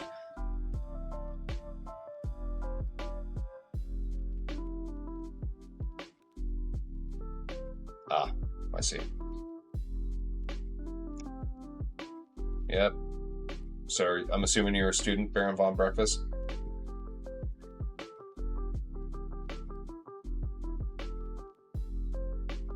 Mine was like 250 and has 3 legs. 3 legs. Interesting.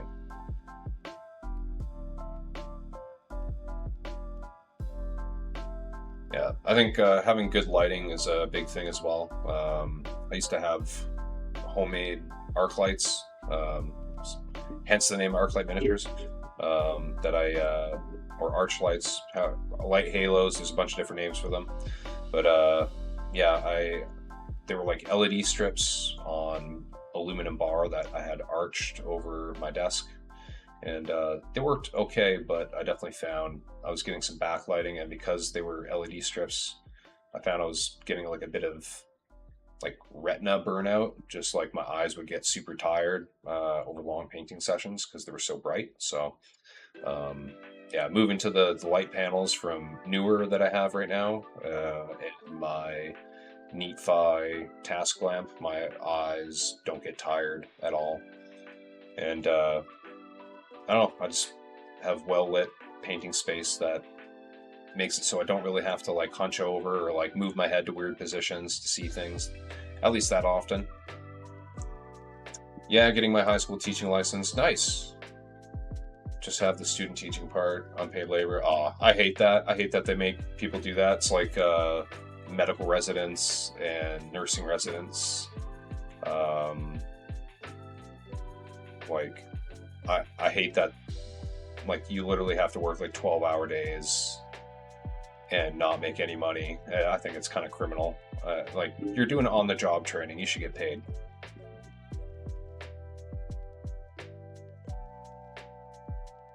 Like, you know, even if you're getting paid at a reduced rate, like you're paying for the schooling. Like, you should, yeah, you got bills, man, and you're stressed out because you're trying to make sure you don't fuck up while you're doing, you know, I mean, for you teaching, like, it's still very stressful, but you know, especially if you're somebody working in the medical field, like you're stressed out all the time, like mega stressed. I know people in the medical field, and like it's crazy. It's I don't know how, like, I wouldn't have been able to get through that just on the not being able to pay my bills and having the debt rack up. Teaching would still be stressful though, dealing with kids all day. It's a lot. Well, hopefully you get a good teaching job that pays you well, and you know, you can hopefully stop stressing about the money, because money's a rough thing to stress about.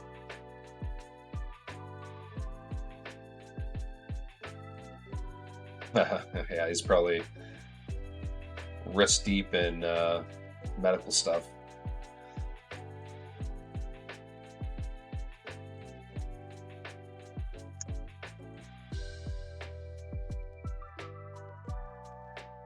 Love Newer, great budget brand. My stream lights are Newer. Yeah, yeah, it's just they're great. I had their overhead camera rig. I just found it wasn't quite the right size for my desk, so I ended up just getting rid of it, and I have just an articulating arm. I would eventually like to get an articulating arm that mounts to my wall or my ceiling. Honestly, ceiling would be best, and then that way I don't have to worry about camera shake or anything like that from me elbowing my desk or leaning on my desk.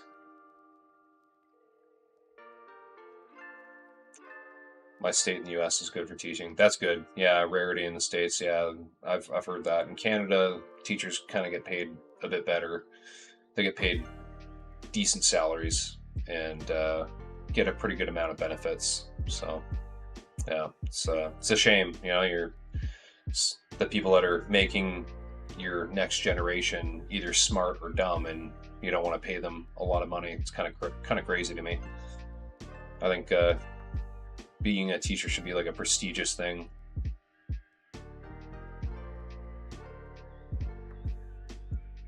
Well, we are nearing the 4-hour mark when my Streamlabs app will shut this thing off. So, give some closing remarks. Next stream next Saturday, same time, 7 to 11. Gonna be trying to finish off as many details on these as possible. Trying to keep with that speed painting aspect of it. See if we can finish all the miniatures completely through all the details. That'll be a fun little challenge. If not, we'll finish kind of just the bases on the final the stream after that. So definitely don't miss that. Come, stop by, stay a while, listen to me ramble. It's been a great stream tonight. Happy you folks. Hope you folks enjoyed. Happy we had quite a bit of engagement in chat. It's nice talking to all you folks. Hope that it's been a good weekend for you so far. Hope the rest of your weekend goes well.